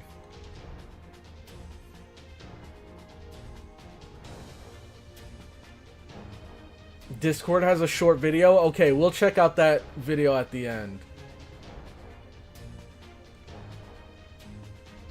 Alright, why numbers? Because, I mean, would you guys rather have tiers? I feel like it'd be more fun to rank them 1 through 9. My favorite through least favorite, because... I mean, I guess maybe we could do both? I don't know. We'll get to that when we get to that. For now, we have this tier list. So, just to reiterate, with all of my tier lists here that I do for the singularities, I rate them based on different criteria. The first one is just simply going to be how much I like the character. So they're going to get bonus points if I find them a likable character, and less points if I don't really care for them. I also rank them based on their contribution to the story. So if they had a really big role in the story, then they'll get more points than somebody that maybe just talked to us for 5 seconds and never appeared again. And we had a couple examples of those in previous singularities. So those are the main two. I think there was one more metric, but it's been a while, so I forgot. Not gonna lie. So, starting off, Ishtar. Ishtar. Where would I rank Ishtar? Now, she's been very involved in the story, pretty much since the beginning. We've been bumping into her left and right, and then she officially joined us. She's done a lot for us. She's a very likable character. I think she's S. I think she's an easy S. I can't think of a reason not to put her in S. She's just great all around. Next, Enkidu. Well, first let's see if you guys agree. A, solid A. Ishtar is F. Could have been S if she had Gugalana. Fair argument, fair argument. A, F because no Gugalana. A, useless goddess. Ishtar is A. Could have been S if she... Okay. Two people said the same thing. Oh my god. Cause she's Gugalana-less. A is fine. S seems kind of glazed. I don't know, man. I think if we're... Oh, yeah. Another thing I forgot to say is this is me ranking them compared to each other. So, like, S is what I'd give her compared to the rest of these characters in the Singularity. But I don't know if I'd give her an S compared to the totality of FGO. So it's, like, just contained within this Singularity. I think I'd give her S. She had so many great moments. The moment where we, like, won her over with the telling her she can have a part of Gilgamesh's treasury. We had the moment when we brought her down into the underworld. That was great. We had the whole situation that stirred up from everybody thinking that she had Gugelana and she actually didn't have Gugelana. When we go to Mount Ebbe and we fight her up there, that was great. Learning about her lore and like things that she's done as a goddess, I think has been super cool. I think she's deserving of S for me. But she is Gugelana-less, so I see why you guys have her lower. Enkidu! Or Kingu, I should say. Where would I put Kingu? I'm not gonna lie. Kingu was kind of annoying in the beginning. I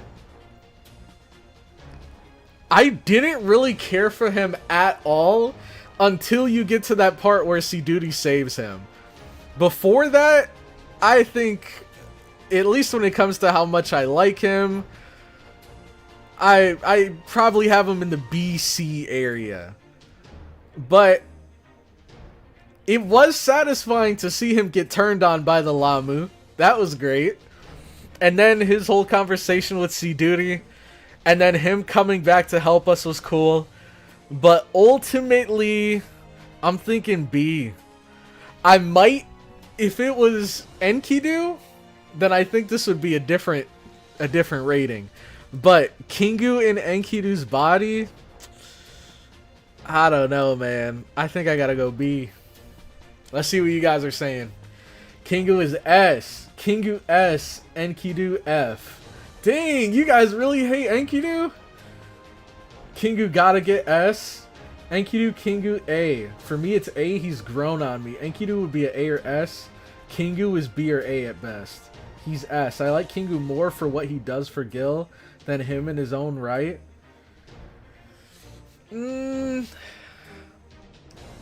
You're right, but I feel like all of the things that he did do for Gil were kind of subtle. Like when him and Gilgamesh were fighting on the beach near the observatory, he could have killed Gilgamesh there, but he didn't. For obvious reasons. And then we get later on into the story, and he's talking about how there's some sort of like connection between him and Gilgamesh, or between the person that hosted his body before and Gilgamesh. He knows there are residual feelings there, but Kingu himself didn't actually feel anything towards him, because obviously he's never met Gilgamesh. But I did like that conversation he had, where he came up to Gilgamesh in his, what was it, like a ziggurat, or tower, castle, and Gilgamesh dropped some words of inspiration for him. But I'm personally going to keep him B. He was kind of annoying. Yeah, exactly. This man is insane for putting Kingu B and Ishtar S. Ishtar was just way more entertaining, bro. She was way more entertaining as a companion to have with us. Her powers are cool. There's so many like fun moments that happen with her in the story. I really like Ishtar, at least what she did here in Babylonia. With Kingu, it felt like the majority of the story was just like, it's over, it's time, Mother is about to take over, a new wave of humanity is about to rise, and then they end up turning on him, which was great. But I don't know, his lines just felt kind of repetitive for the beginning of the story, and then once you get to the end, then he becomes more interesting. Once he has a bit of a change of heart, now that he realizes that his brethren turned on him. But Ketz, you already know where Ketz is going. Ketz, my #1 favorite servant in the entire game, so I'm definitely biased when it comes to rating her. But I feel like she also kind of deserves this, doesn't she? Because she's hilarious. She had that absolutely amazing fight against Tiamat. Just such a cool character. I love all of the like references to how powerful she really is, but the fact that she's kind of like a nerfed version of herself, especially after what Merlin did to her, after he tricked her. It was also funny to see her put Merlin in those different locks. Somebody had to put this man in his place. I think this is an easy S for me. Easy S. She's S for me. This is 100% biased, but I entirely expect it, so I approve. Hey, man. I said it at the start. Kets is gonna be a biased pick for me every single time. Ishtar trolled much in story-wise, but character-wise she was great. She did troll. Ishtar in the same tier as Kets? Now that's just disrespectful to Kets. Honestly, there should be a tier above for Kets, but because this is the highest tier, they're both gonna be here. Because I think this would have been a very, very different and much less interesting Singularity to play through if she wasn't in this. And this would be a much less cool Singularity to play through if she wasn't in this. And funny as well, when she was just flinging around soldiers when we first met her.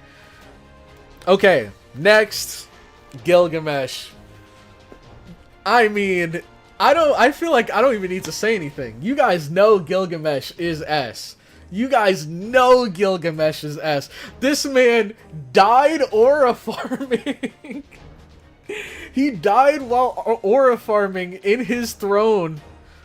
And even after he died, he managed to avoid becoming a spirit because I think he like concealed his presence from the spirits or something. So he was in the underworld, but he wasn't actually dead.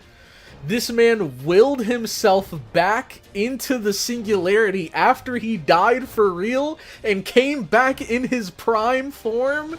This guy is the easiest S of all time. If I was ranking them by, like, you know, this being high S, this being low S, he's easily number one so far. Easily. It's just the mortal wound. Exactly. Man. The longer the list goes on, the more Ishtar looks out of place. Well, if you've seen our previous tier lists, we also do change as we get further into it, and especially at the end. Because once I get more characters up here, then, you know, I might change my mind. I might be like, oh, okay, maybe Enkidu's a bit more of an S than the rest of these guys. Or a bit more of an A than the rest of these guys. Or a bit more of a C. Or Ishtar more of an A. Next, Anna. I think solid A for Anna. Her personality is kind of, what's the word I'm looking for? Like, monotone, kinda? But she does have some adorable moments. Like when she has that bread. Or like when she and the flower shop owner had that connection. That was great. And then, of course, you have the absolutely fire plot twist towards the end when you find out that she's Medusa, but she's also Medusa. And then she comes back in her Gorgon form later on. And then Gorgon comes back. But we'll get to that once we get to Gorgon. To me, Anna felt like, kind of like a butterfly, you know? Like, she's kind of in her cocoon throughout the beginning of the story, and then, pretty much at the point in the story when she takes her hood off, and she's much more comfortable and open around us, and then she goes out and, you know, handles Gorgon, then that's like her blossoming into a butterfly, and that's actually really cool. Or that was really cool to see. So I like Anna. A for Anna, for me. A is fine for her, but I would have put her in S. A for Anna's perfect. She's a coup-debtor. I think that's, I believe that's it. I'm pretty sure you're right. Should have Siduri on the list. I said at the beginning of the stream, a lot of these lists are trash. You already know where Siduri's gonna go. A for Anna, S for Siduri. You already know. She'd be up here. And it's so crazy because that big moment she had at the end where she became a Lamu and she saved Enkidu, that was so massive for her. But I really liked her as a character even before that. It felt almost like she was Gilgamesh's caretaker, or like his translator, his like anger translator. But yeah, A for Anna. When it comes to Gorgon, Gorgon's, I feel like she's gonna be a bit tough to rank. Let me think. So she looks amazing. Let's just get that out the way. One of the greatest looking servants I've seen for sure. Coolest looking servants as well, with all the snake heads that shoot lasers. I think her fights were great. The fight against Ushiwaka, and then the second fight that we had against her. I love how she came back and helped us out against Tiamat. I love the connection between her and Anna, and I love that moment where she begins to realize who Anna is. And she's like, no, impossible, you can't be here. Like, that was super cool. Ah, man. And I also think she made a really good villain. Like, when I was watching through the anime, after we beat her, I was completely lost. Because I was wondering, how the heck are they going to top her? Like, she was already such an incredibly powerful servant, to the point where Leonidas had to sacrifice himself and she took over Ushiwaka's body. Like, she's crazy OP. And now she's gone and there's 12 episodes left. Where the heck are we going from here? So I think she made for a great villain. I'm putting her in A. I'm putting her in A. If anything, I'd put her in B and drop him down to C. But for now, I'd put her in A. I like Anna a little bit more, but I don't think the difference is big enough for me to drop her a whole tier. Next, Jaguar Man. Everyone's favorite gag character. Jaguar Man. So many amazing moments. Dang. Dude, the more I think about it, the more I'm like, dang, Jaguar did a lot in this Singularity. But I don't know if I'm remembering from the anime or from the actual game. But there were so many good moments. And I don't know. Normally, I'm not actually placing her here. I'm just putting her here for now. Normally, I try to rate these based on what happened in this Singularity. Like, when we were in Orleans, I gave Vlad a lower vote, even though I saw the cool stuff that he did in Apocrypha. But I feel like the anime Babylonia and the game Babylonia are pretty close. So I do want to mention that amazing moment when Gugalana was brought up and everybody, or Ishtar, had to reveal that she didn't have Gugalana. Everybody else was heartbroken. Jaguar Man was still going on, celebrating in the background, waiting for Gugalana to appear. That was great. I love the transformation from her Jaguar Man form to the, like, mafia boss, Yakuza sort of form. I thought that was really cool. In the anime, I actually loved the fights that she had against Mash and Anna in the beginning. She seemed like she was crazy OP. And the whole time I was thinking, like, man, she's not even the, like, she's not even one of the three goddesses. She's working under Cuckoo. I mean, we know it's Ketz, but I think she called her Cuckoo. She was working under Cuckoo, so if she's this strong to where she can handle Mash and Anna working together, then where the heck is Cuckoo gonna be? Like, I feel like... Aw, man, this is tough. This is tough. I want to put her S, bro. Just because she was that much of a joy to have on the Singularity. It would have been a lot less fun without her around. And just the random moments where she just pop in. Like when she was riding on the Quetzalcoatlus. After saying all of that, I don't know if I can put her in A. Cause that's a lot of arguments in her favor. I don't know if I can put her in A after all that. I'll put her there for now, but I'm highly tempted to put her in S. We'll see what the rest of this list is looking like. Next, Tiamat. I think Tiamat might be the best looking character in this game. One of the best looking servants in the entire game. So I think she looks incredible. I think she was a really cool final boss to go up against. Now, the only problem that's kind of holding her back for me is that we don't really get much personality from her. Except for that, like, final moment in the anime. And I think also in the game. And the final moment after we defeat her and we, like, speak to her. But outside of that, there's not too much personality from her. And she really was just kind of this, like, looming threat that was, like, encroaching on Uruk that we had to stop, and she just kept breaking through everything. But she just looks so freaking sick, man. She looks so cool. I don't know.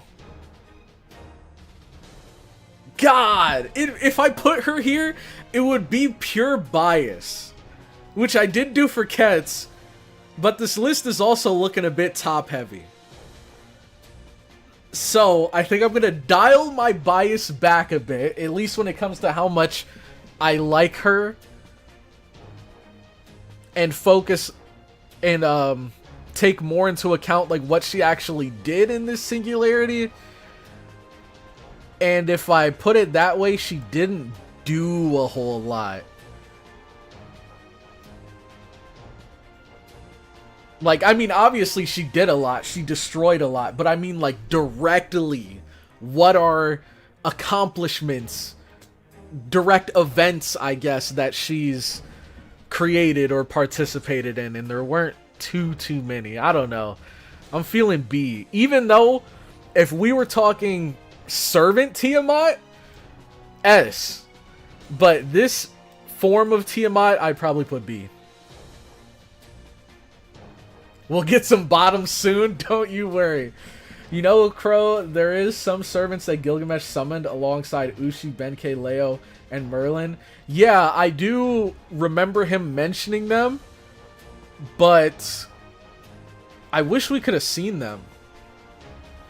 I know he summoned a few servants, like I think Ibaraki Doji was one of them. I don't remember. But they all like died before we were race shifted here. She's kind of bland and never liked her in Babylonia. Yeah, she is kind of bland. But she looks so sick, man. Merlin. Merlin. I'm not gonna lie. I gotta give him a lot of respect for dying in the Singularity and then running all the way back to where we were on foot is kind of fire. All the way from Avalon, traveling from there to here, just so that he could help us out again, was pretty fire. But there were a lot of moments where... Dang, I'm trying to think of the exact quote.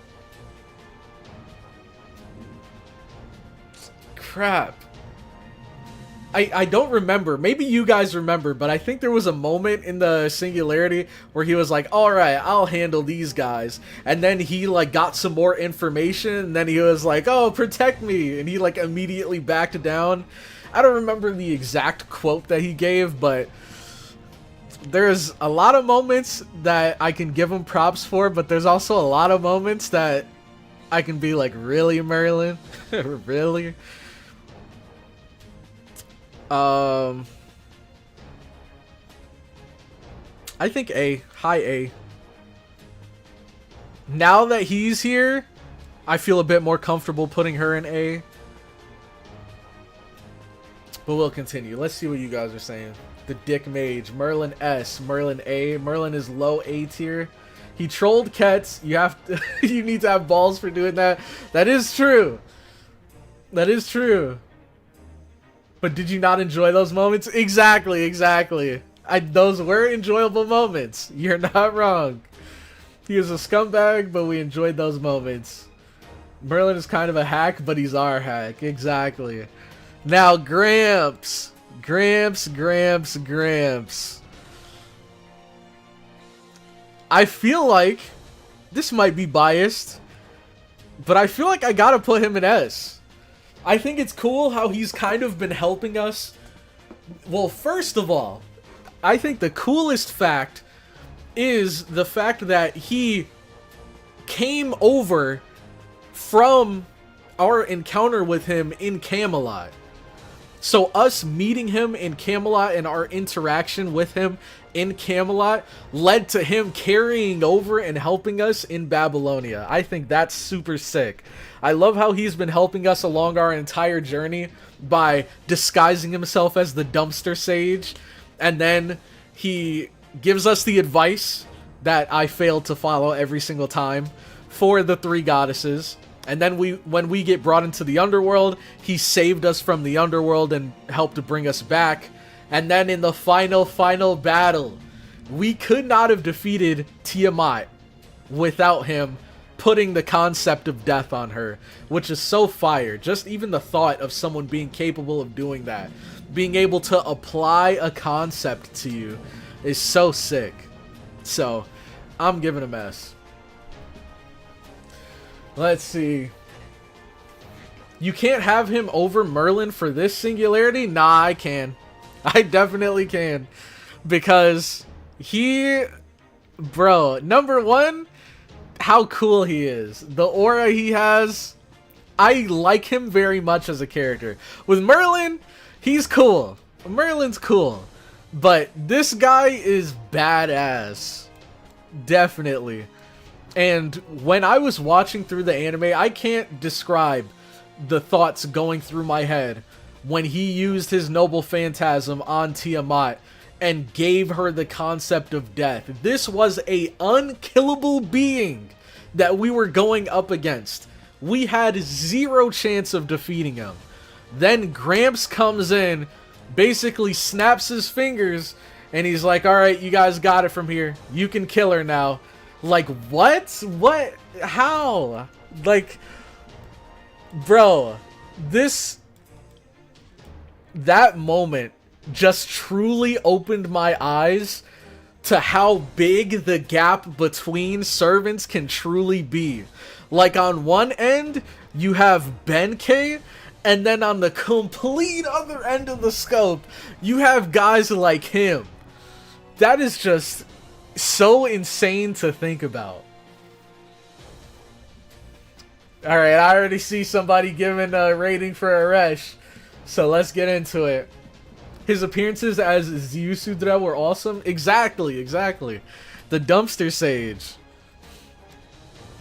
Next, we have Aresh Kagal. Now,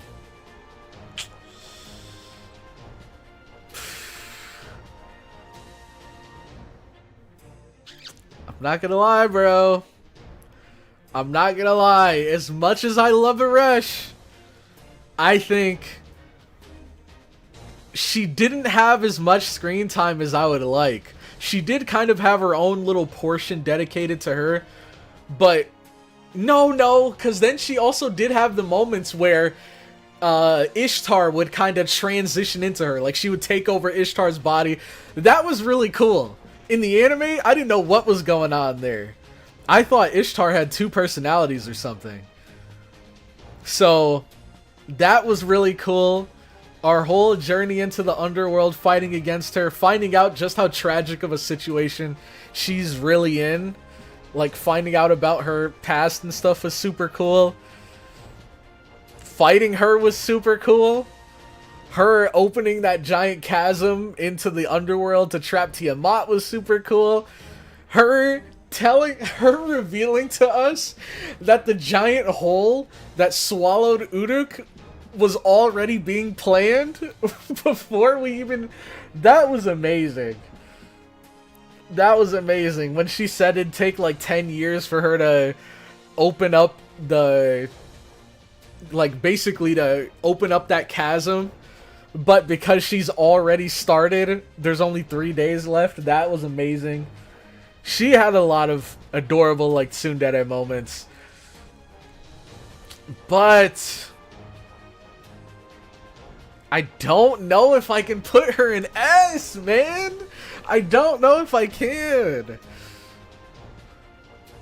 That section that she had, where we went to the underworld, was so good. But outside of that, she didn't really do a whole lot. We had some cool conversations with her. And then she helped us at the very end in that fight against Tiamat.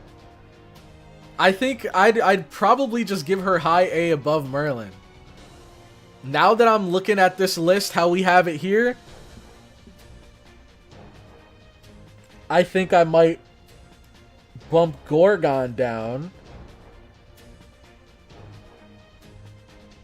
Anna on the same tier as Aresh and Merlin. I think so. I think she's pretty close to Merlin. I honestly, I don't know. Would I put Jaguar Man above Merlin? I think I would. No, let me put some respect on Merlin's name. Let me put some respect on his name. Alright, let's see what you guys are thinking. Ishtar was more consistently funny. True. True. She's higher than Gramps. It's Anarchy o'clock. Why is Ishtar S then? Because she's been with us for the entire Singularity. We bumped into... She was like the first person we encountered. And then we bumped into her again when we were in Gilgamesh's palace. And then after that, we had that moment where we went to Mount Ebe and we had to convince her to join our side, which happened at about the middle. And then she's been with us from the middle all the way until the end. Put Tiamat in S and we're good. Like I said, if this was Servant Tiamat, I would. But this Beast Tiamat, I can't give it S. Can't give it S. Ben K is S tier. Yeah, we'll see about that. Whoa! What happened to your profile picture? Wait, no, is this a different person? So we had an AI CloudyCrow and now we have an evil CloudyCrow? Oh no. The Crowverse. It's already begun. Into the Cloudyverse. Let's see. Ishtar on the same tier as Gramps? Yes, dude. There's a lot of Ishtar haters in the chat. Holy. I didn't know. There are a lot of Ishtar haters in the chat. I think she's awesome. Maybe the doubters were right all along. I'm officially converted into a Cloudy hater? Oh my gosh, bro. I'm standing firm. You guys won't sway me. Time to unsub. Here we go, bro. Here we go. If you give Ishtar S, you better give Ushiwaka S too. We'll get to her when we get to her. We'll get to her when we get to her. Next, we have Ben K. Now, Ben K, I don't know, man. When it comes to, like, his personality and how likable he is, he felt like a background character. Like, many of these guys feel like side characters or even main characters in some cases, but he felt like a background character in comparison to everyone else. I mean, he did have that badass moment where he reappears to fight Ushiwaka, which is why I don't have him at the very, very bottom. But outside of that, I don't know. And on top of that, learning the fact that this guy isn't the actual Benkei, it's kind of like, well then, who the heck is this guy? What do we know about this guy? I believe he, like, went around spreading the story of the actual Benkei, but outside of that, I feel like I don't know anything about him, and I didn't learn anything about him throughout the Singularity, so... That's what it was. That was another criteria that we used when ranking, was how much, like, new information we learned about these characters when it comes to their lore and things that they did. Which, Ishtar, we learn about a lot of different events that took place with Ishtar as a goddess. But yeah, I think I have him in C. C is good. C or low B. C, even though I liked his scene at the end, yeah.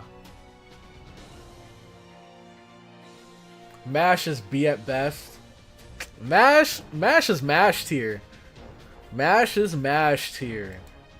We do this every time.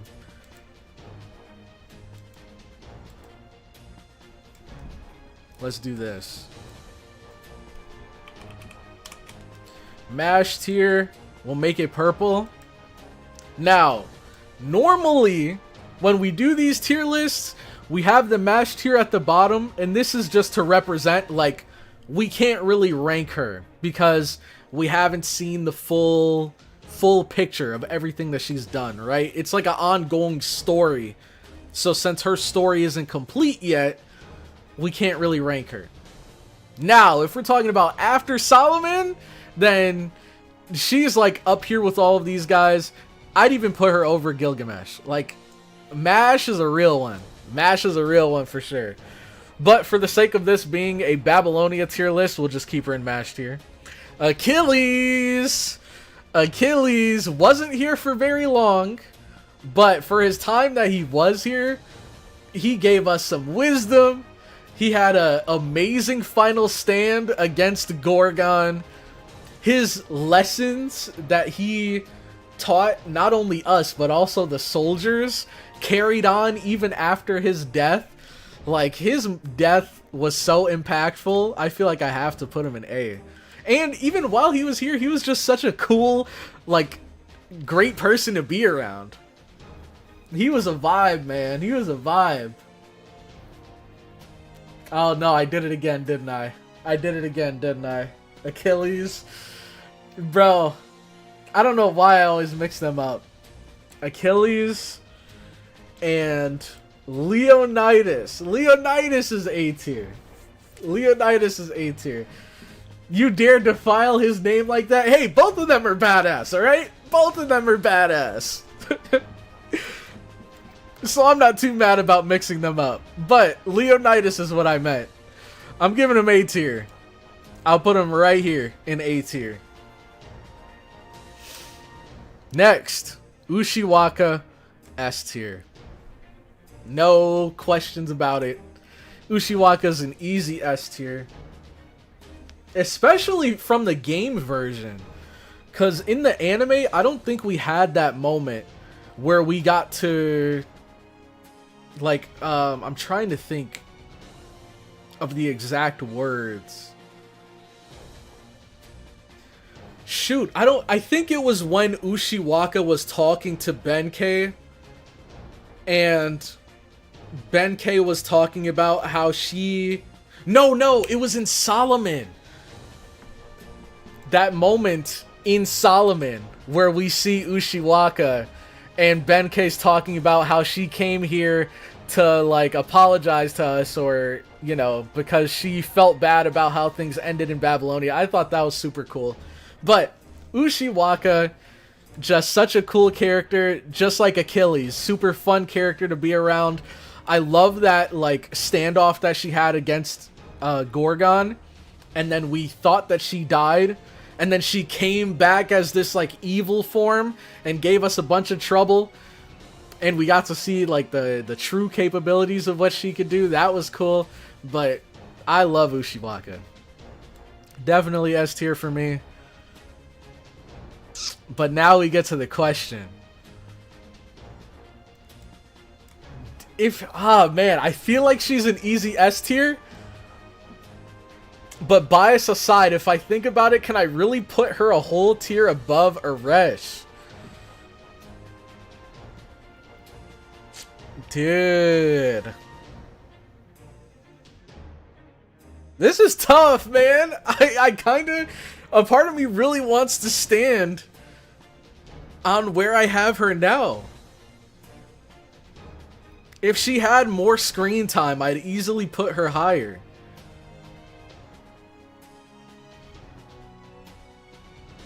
I don't know, man.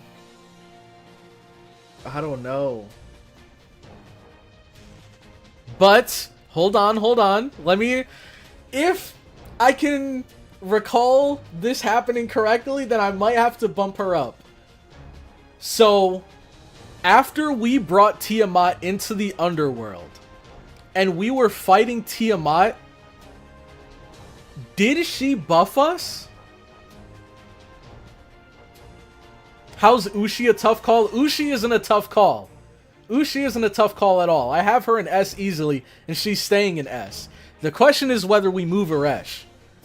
But, when we all went into the underworld and we were fighting against Tiamat, didn't she, like, give us some kind of buff? Or am I thinking of something else? I don't know. A part of me wants to think, like, because we were in her domain and because she, like, controls the rules in her domain, she gave us some kind of buff in our fight against them. Okay, that was true. Okay. I gotta give her props for that. Because I was thinking, like, what did she really do to help us in the Tiamat fight besides opening the hole? Because when she tried attacking her, her attacks weren't really phasing Tiamat at all. But her buffing us in our battle against Tiamat is a massive, massive help. Which we gotta give her props for. She did buff. Now correct your mistake. Alright. You got me. She's an S. And if I take bias aside, it's probably this. But we're being biased. I like Ushiwaka more. I said it. I know there's a lot of Aresh fans. Get your pitchforks, get your torches. I like Ushiwaka more. I like Aresh, but I like Ushiwaka more. So I'm giving her the one up on her. Outside of that, how do I feel about this list? I think S tier is locked in. A tier, I'm happy with this. I feel like it's not too crowded. We got some good names in here. B tier, yeah. If anything, I was thinking this, but with the little bit of Kingu redemption we get at the end, I think it's fair enough to keep him in B. And then Benkei from his final showdown against Ushiwaka. Basically, him disappearing off the face of the earth and then coming out of nowhere to help us was pretty cool. On top of that, he fended off a ton of Lamu as well.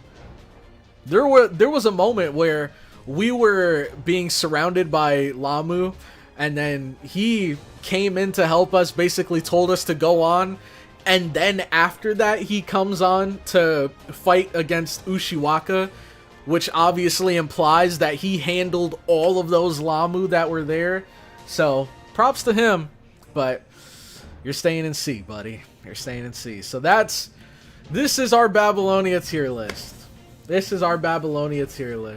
am a Cloudy fan again. Bias, yep. Sorry, Aresh fans. But Ushiwaka's up there.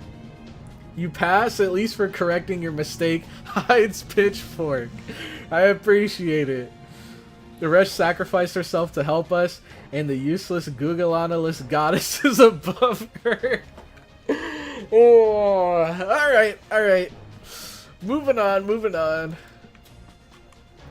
Now, we get to the point where we rank all of the singularities from best to worst. And I think the way that I'm going to do this is I'm going to start from the bottom.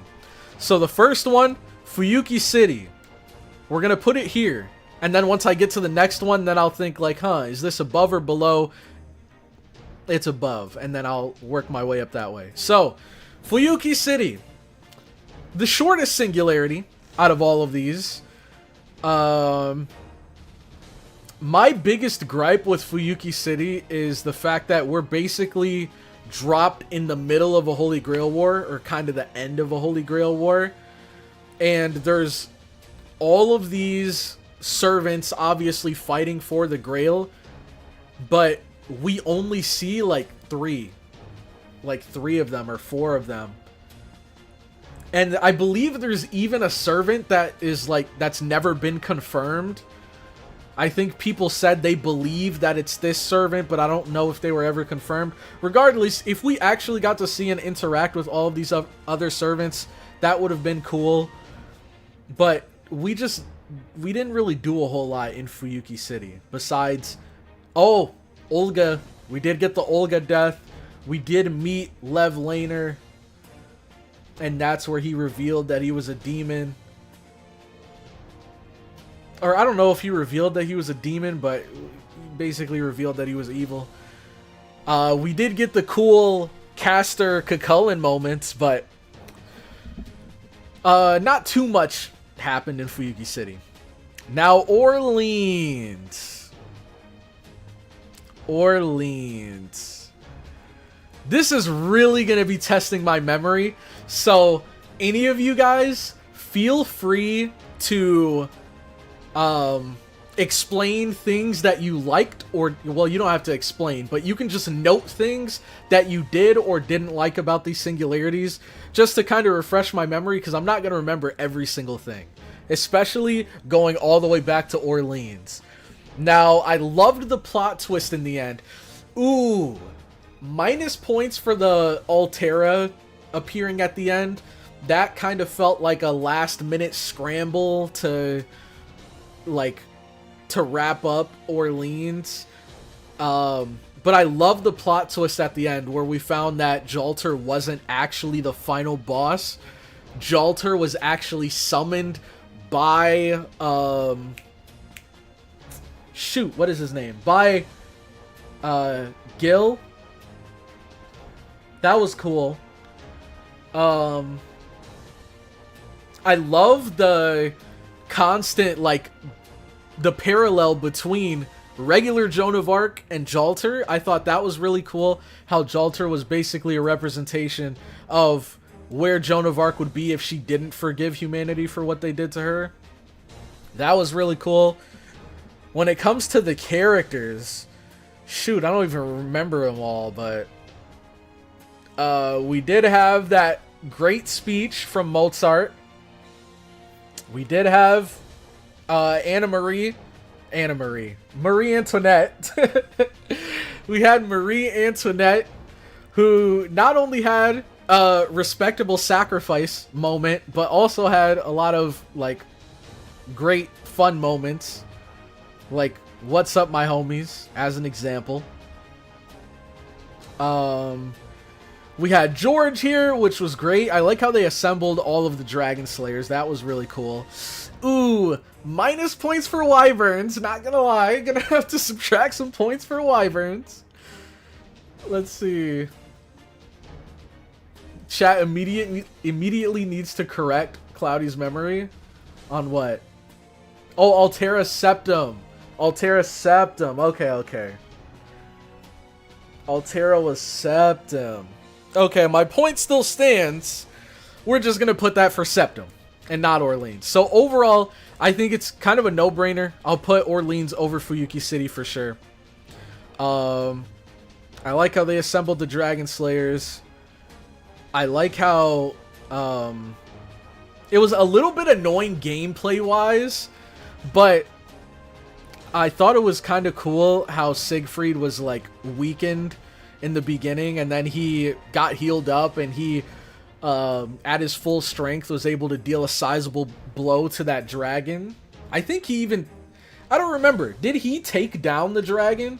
Or did he just, like, severely wound the dragon so that we could finish him off? I don't remember. But regardless, that was cool. So, we're leaving this as it is. Septum. I think Septum automatically goes above both of these. Automatically, I'd put Septum above both of these. Nero was a great companion to have by our side from start to finish. Was amazing. Getting to meet all of the past emperors was really cool. Like having to fight Caligula and then Julius Caesar and then Darius III. Like all of that was cool. Again, the Altera situation. Take that into account. Like I said, it's been a while. It's been a while, so I mixed up Altera in Orleans. He killed the dragon? Okay. Septim is the worst of FGO? Are you out of your mind? That is cap. I have an answer that I think is the worst out of FGO, and we're not there yet. Definitely. Septim sucked? This ain't it, boss. I don't know about that one, cheat. Really? Wow. Really? Where's Prison Tower? We're just doing the singularities here. Prison Tower, that's going to the bottom, baby. No, I'm kidding. Story-wise, Prison Tower was cool. But I'm putting Septim above Orleans. I'm trying to think, because obviously a lot of you guys disagree. I'm trying to think of why, if any reason, would I put it under Orleans? I don't know. I mean, to be fair, I'm struggling to remember all of the characters. Compared to Orleans, they kind of just popped in one after the other. But in Septim, I don't remember every single person that appeared. I mean, I guess that kind of says enough. I don't really care too much, because I still think that both of these are on the worse end when it comes to the singularities. Like, these two aren't going to be climbing up here. That's for sure. So I don't mind putting Orleans above Septim. And I think just simply the fact that I remember more of Orleans than Septim kind of says why it should be over Septim. But let's see if you guys have things to say. Romulus as a villain. You're right. You're right. And that whole speech. Oh my gosh. Yeah, that was so cool. When Romulus and Nero had that conversation and Nero was kind of starting to doubt themselves, and I guess they both had like different definitions of what it meant to be an emperor. Like, that whole conversation was cool. I'm really glad that you like Septim. You support my hot take. Even you were annoyed by Septim being long and having so many useless characters when you were playing it. Yes, Lord Tash, you are correct, but you failed to remember that a lot of these singularities are actually like that. I'm not gonna lie, there are a lot of these singularities that felt long-winded, that felt like they had characters and moments that didn't need to be there. So, I'm sure I complained about that for Septim, but I can already see another one that I complained about that with. Let's see. Septim was just everybody loves Nero. Spartacus, Lubu, and a couple others are the characters that really hurt my opinion of the singularity. Yeah, those two didn't do a whole lot. It's so horrible that no one even remembers Septim. It's above Orleans just because of Nero. Yeah, exactly. We're arguing which shit smells worse. Exactly, Xerix. So, like, I could go either way. To me, this is inconsequential. Like, I'll put Orleans over Septim just because it was more memorable to me. But Septim did have some cool moments. And if I did remember all of the cool moments, then I think I'd put it here. But off of the fact that I can't remember off the top of my head all the cool moments, then I'll just put it here. Because, I mean, that's just a testament to how unremarkable this singularity was. Okeanos, easily above all three of these. Easily. If anything, I might even go as far as to do this. That's how big the gap is between Okeanos and the rest of these. When I got to this singularity, I was like, okay, now we're talking. Now we're talking, dude. We had so much cool stuff happen there. When we meet Blackbeard and our whole interactions with him, those were amazing. Some of the funniest moments in the whole entire part 1, in my opinion. I don't think I've laughed harder in part 1 than when I did reading through those lines. So that was amazing. We had the whole Asterios and Uriel situation going on, which was super wholesome. Jason, of course, was amazing. Medea interacting with Jason. Heracles and Jason, and him just basically using Heracles as his bodyguard. Like, there were so many great moments. I'm not gonna lie. Drake. How could I forget Drake? Such a cool companion to have along our side. Fantastic. Yeah, just Drake. Exactly, just Drake. Okeanos aged well. I agree. Asterios and Uriel is the dynamic duo. Exactly. Let's see. Blackbeard, S tier FGO character. He really is. They really cooked with him. Oh yeah, you're right. Thank you for bringing that up. You also have Orion and Artemis. That was great. And then I think, didn't we also have, what's her name? Didn't we also have Atalanta here as well? And her whole connection with Artemis and kind of seeing what she's really like. Basically, never meet your heroes. Drake and Blackbeard, both S tier characters. I love them. Yes, and also David and the cool kind of situation we got there where we're like meeting Solomon's father. Solomon's the big bad villain, and this is his father here that we're meeting. That was cool. But next, we have London. Now, this is the first time where I might actually have to put it somewhere in the middle, because London, I don't know if this is a hot take. I think London was the most boring Singularity. Out of all of them, I think London was the most boring. It had some cool characters, like Hans. Hans was great. Obviously, my boy. Jekyll and Hyde. We had Mordred, obviously. And then we had Tesla was cool. I liked the end of the Singularity. The very, very end of the Singularity was sick. But everything leading up to it was super bland, super boring. Even Babbage was cool. I'm not gonna lie. Even meeting Babbage in the Singularity was cool. But then you have cool characters that didn't really do anything in here. Like Paracelsus, like Mephistopheles, like Jack the Ripper. Like Fran.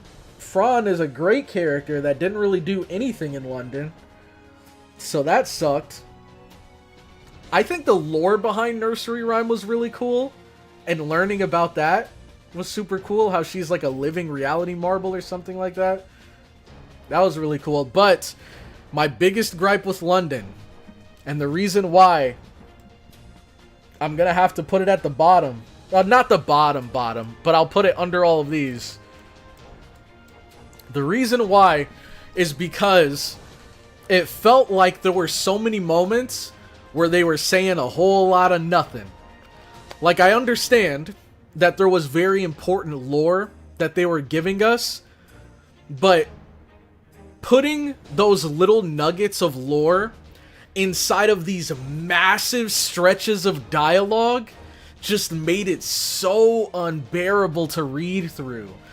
This was like one of the Singularities where I felt the most like I really just wanted to get this over with, bro. Like, just get me out of here. Get me out of here. And then we get to the end and it like becomes a lot more interesting.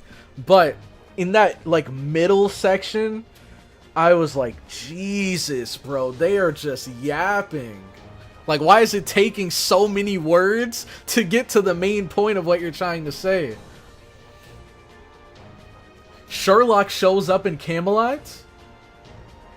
Does he? Oh yeah, you're right. I'm dumb. I when you said that, I was reading that as because we were talking about London. I thought you were saying he showed up in London. And I was like, I thought he showed up in the pyramids at Camelot, but you said Camelot, so let's see. Now that you finished part 1, please let's react to the Klidge video I put on Discord. I know there was a video someone wanted me to react to, but we will get to it once we're done with this tier list here. But yeah, did not like London. Did not like London. I'll put it over Fuyuki, because at least the cool moments in London outweigh what we did in Fuyuki. But everything else, bad. Now, I'm going to have to think for this one. So, we had Nightingale, which was great. Rama and his wife, what was her name? Sita? Rama and Sita, that whole situation was cool. The interactions with Thomas Edison were great. What else? I think the whole kind of one-sided love between Maeve and Cucullin, I thought that was good. I like the fact that the map was like an actual battlefield, and I love how we were like planning our attack as like, okay, we're gonna take over this area, and then we're gonna move over here, and then we're gonna split up. You guys go this way, you guys go that way. That was cool. I liked Billy the Kid and Geronimo while they were here. That was great, but they both unfortunately ended up sacrificing themselves. Same with Elizabeth Bathory. Nero also makes a reappearance, which was cool. It feels kind of wrong to put it under these two, but I don't think it was better than Okeanos. Let's see what you guys are saying. America is like below Okeanos. That's what I was thinking. America is above Okeanos. Interesting. Nightingale best nurse. True. Bum Juna. Oh, yeah. Bum Juna and Karna. You're right. You're right. I said it before, but I thought America was well written, but it was one of my least favorite ones. Makes sense. Makes sense. America is like Game of Thrones season 7 and 8, traveling hundreds of miles in minutes. True. Fergus was also in America. You're right. I put under Orleans and Okeanos. Really? I think I just put it under Okeanos. This feels good to me. I really like the fight with Cucullin, literally. Yeah, that was actually cool. How every time we beat him, he just ascended and got more powerful. That was cool. I got enough of the rivalry of Arjuna and Karna from playing Extella Link. Bum Juna. 9th it is. I like the line she said to Ku Alter. Okay, okay. Alright, next. Camelot. Now this is where, dang, as much as I love Okeanos, I'm just immediately thinking we put it above. Because we had the Knights of the Round Table, and getting to see all of the different knights, see all of their different personalities, and kind of their different perspectives on how they felt following Artoria's orders. Like, obviously they all did follow the orders, but they all kind of had their different reasons for doing so. And in one situation with Lancelot, we actually ended up turning things around. You had the Da Vinci sacrificing herself, and then Lancelot saving her. That was cool. We had Mordred. You guys know I love Mordred. So that was great. We had the Ozymandias Nitocris moments. We had that first encounter with Nitocris in the desert. We had the moment with Arash, which was amazing. We had all of the assassins that we met. We had Gramps in there. Like, this was a power-packed, action-packed Singularity. From start to finish, we had Sanzang, we had Tota. Like, all of these guys did such cool things in the Singularity. Man. Yeah, I think as much as I love Okeanos, I gotta put Camelot on top. Gotta put Camelot on top. Roost as well. Roost, creating one of the greatest memes. Camelot is where a lot improves. I agree. Yep, Nitocris. Exactly, exactly. Alright, next. After Camelot, we have Babylonia. Now, is this a question? I feel like by default, Babylonia should be above Camelot. Just because this was absolutely amazing. But can I think of a reason to put Camelot above it? So I take everything I just said and then measure it up to Babylonia. We already went over some of the moments. We had the meeting Ket and kind of winning her over.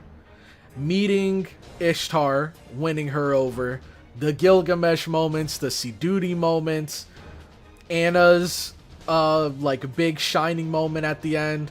We had Gorgon and us kinda sorta winning her over. Not really though, kinda. I don't know. We had the Tiamat fight. We had Gramps again.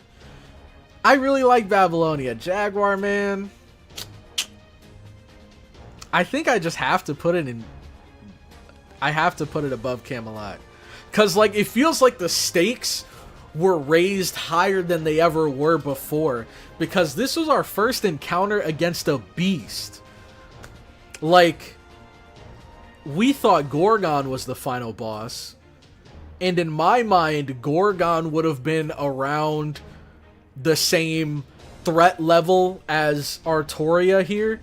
And then we find out that this is only the first step. We have a whole entirely different threat that's coming now that we have to face off. I think Babylonia by default has to go to 2. And then Solomon. Kind of a brief culmination of getting to meet the characters from all the previous Singularities, which was cool. Some of the characters had fun and interesting dialogue. Some of the characters were kind of just talking for the sake of talking. I'm not gonna lie, the tentacles were annoying. I hated the tentacles. Not fighting them, but listening to their dialogue. Because I feel like they were saying nothing, bro. They were saying a whole lot of nothing. Like, I don't know. But if I take into account, really, I think the majority of Solomon's weight is going to be based on after we encounter Goetia. Because that was really cool. We officially get the reveal that Roman was Solomon all along. We have the fight against Goetia. We have the reveal of Getia's true identity, which was sick. We see Roman sacrifice himself after revealing his Solomon form, which was sick. We have him trying to win over Mash by saying, like, oh, you should understand how it feels. And then she's like, no, you're wrong. And that was cool.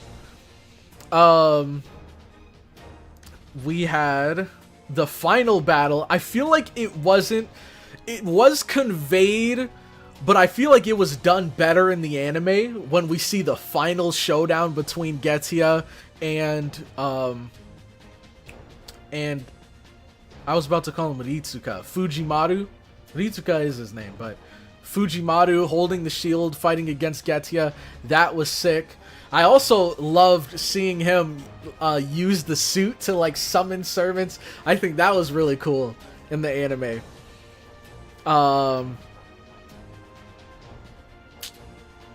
Overall, Solomon. I think it's safe to move these two up. I think Solomon's fair right here. Yeah, I think this is a fair spot for Solomon. Because I definitely enjoyed these two Singularities more. I did really enjoy Okeanos. But because of this being like the final battle, this is the end. This is what the enemy really looks like. And it turns out like the big reveal and the lore that we're getting here, Mash's sacrifice that we got at the end, and us actually thinking that Mash was gone for good. Like, she really just sacrificed herself. All that was left was her freaking shield. The only thing that could have made that moment sadder is if there was like a pile of ash behind the shield. But that was like heartbreaking to see for the first time in the anime. And then like just the sheer power that Goetia had as a beast was insane. I'd say 3. I'd say 3 for me. Solomon is where the plot twists are, exactly. Let's see.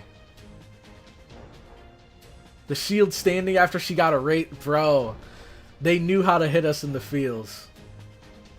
Mash's shield image edges Solomon over Okeanos for me. Man, that shield makes me tear up every time. Dude, even though I knew what was going to happen, seeing it again in the game was heartbreaking, bro.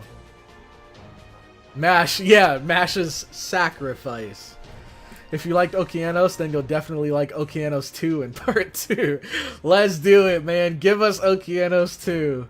I'm ready for it. The sequel. The reveal of... That's such a crazy name. Primate Murder. Man, that sounds like that'd be freaking Frieza's nickname. Alright, so this is what's looking like the final tier list for all the singularities. Babylonia number 1, Camelot number 2, Solomon 3, Okeanos 4, America 5, Orleans 6, Septum 7, London 8, and then Fuyuki in 9th place. So, that wraps up our tier lists. I know there's videos you guys wanted me to check out. We don't have too much time left, but we have enough time, depending on how long the videos are, to check those out. Is it? Yeah, this one. Okay. So let me see what you guys linked here. If not, we can always watch them at the beginning of next stream. Babylonia if it was peak. That's great. I'll show the chat. Babylonia if it was peak.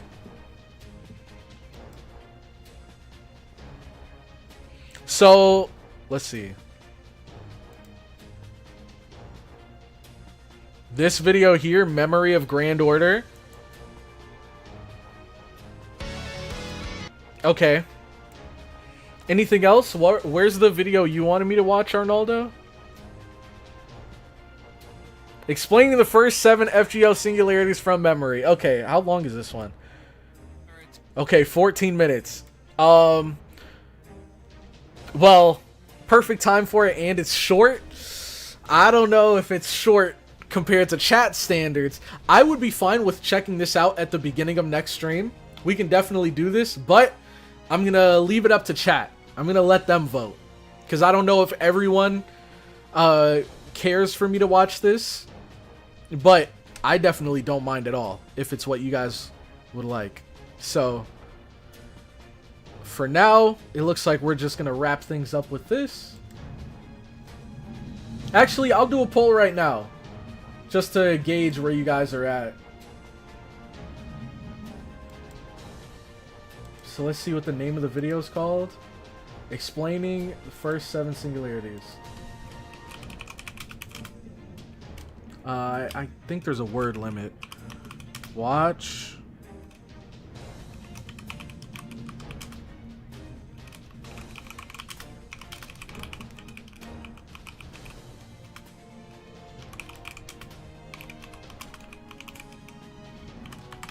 Okay.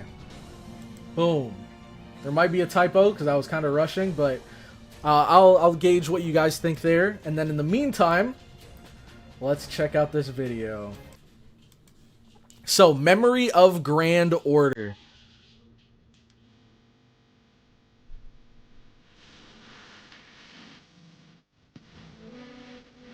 Oh dang, this is like a... Well, I was gonna say like an anime opening, but they have an anime. Memory of Grand Order.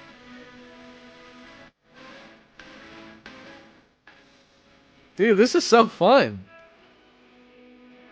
Extra attack. Oh, of course, these 3.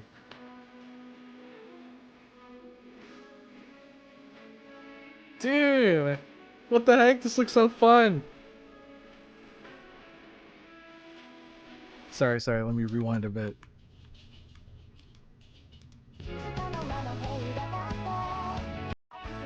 Is Tamamo Cat? Faux.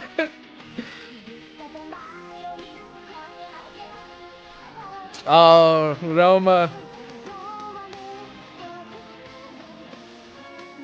This is so good.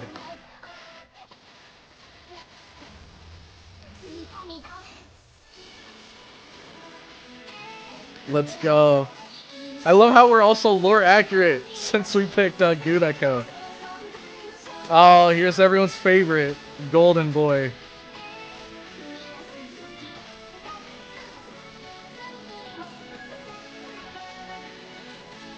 So sick.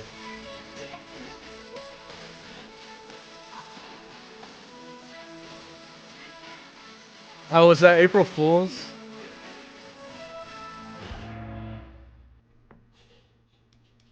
That was fire, dude. I'm not gonna lie, I'm gonna watch this again off stream. I'm gonna watch through this again. That was so good. And it did such a good job of like recapping the different singularities because let me see if I can find some. So I'm guessing this was Singularity 1? Oh, this is Marie Antoinette. I was wondering who the heck this was. But I think this is Marie Antoinette here. I loved this from Septum. Everyone doing the Y. Of course, Blackbeard and Drake. And then the best duo. The best duo here. And I loved this too because there's so much going on. You have Mordred and Fran just chilling, having a chat. You have Henry. I was about to say Jekyll. We have Henry here about to give them tea. And then we have these two just doing God knows what in the background. I was gonna comment on it, but that was super cool. And then we have freaking Nightingale creeping up on Rama. Look at... Oh my god. I see now what was going on. I thought she was just creeping up on him. It's because of the cut. He has this little tiny baby cut on his finger, and she's trying to jump all over it and put her medical practice to use here. This is cool. Artoria, Betty Veer. And then Babylonia. Oh, Kingu. I didn't recognize who this was at first. Because I thought it was a girl, honestly. But it's Kingu. And then Gilgamesh here. That was sick. And we were lore accurate. Alright, I'm dumb. Called Jekyll by his first name. I was about to say Hyde, I meant. I was about to call him Hyde. But it's Henry Jekyll. Alright. Let's unmute this. Writing, just writing. Wonder if they'll ever add old events in shop like they did with the Dante's event. That'd be cool, because there were some of these events looked really interesting, like the Mysterious Heroine X one. We never got to do. Where was that at? It might be after all of these.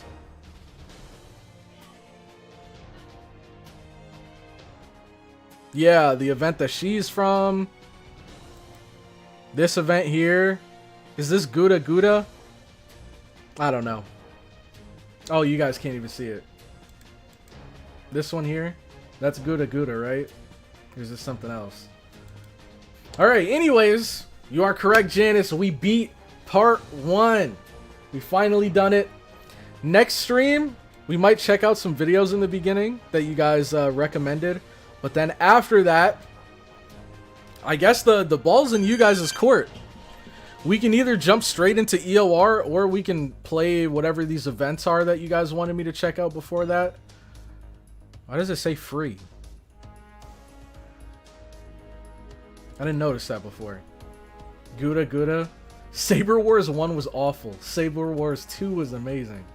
So at least they learned their lesson. Next event is Lotto. Can't wait. Need me some of those mats. So I cannot wait for Lotto. Alright, but I think that's a pretty good place to wrap things up. And it looks like the poll has the majority of people saying they want to watch that video at the beginning of next stream, so we can definitely do that. Let me pin that real quick so I have easy access to it. Blue apples, alright. Blue apples, blue apples. Let's do that. All right. Ladies and gentlemen, thank you all so much for following me through this journey, through part 1. We have officially completed all of Solomon, Babylonia, Camelot. The entirety of part 1 is now done, and we finally step into some brand new content.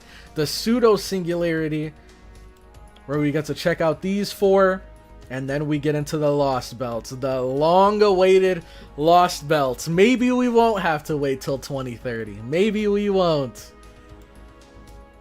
And honestly, I'm just looking forward to seeing all the new stuff I unlocked now that I finished Solomon. Because there's so many things I've come across throughout playing this game where it's like you have to complete Solomon first. Including freaking like rank ups and like Noble Phantasm upgrades for characters. Will you look at Goetia's April Fool's sprite? Let's see. See if I can Google it.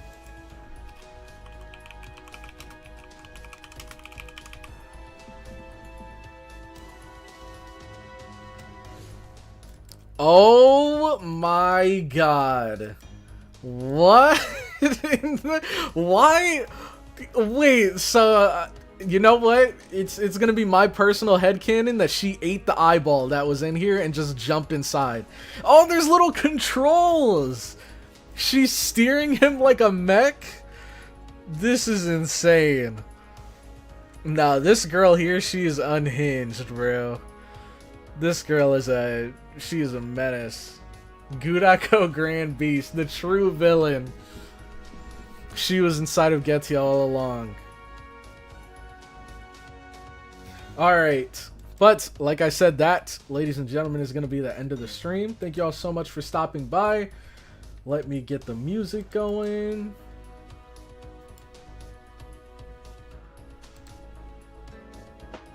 Alright. Hope you guys have a great rest of your week, and if you guys do celebrate, happy Thanksgiving. I'm pretty sure, yep, Thanksgiving will be happening before we get to the next stream, so happy Thanksgiving. Of course, happy holidays as well. We have those coming up, but I will see you guys Friday. Have a good one, and I'll catch you all in the next one.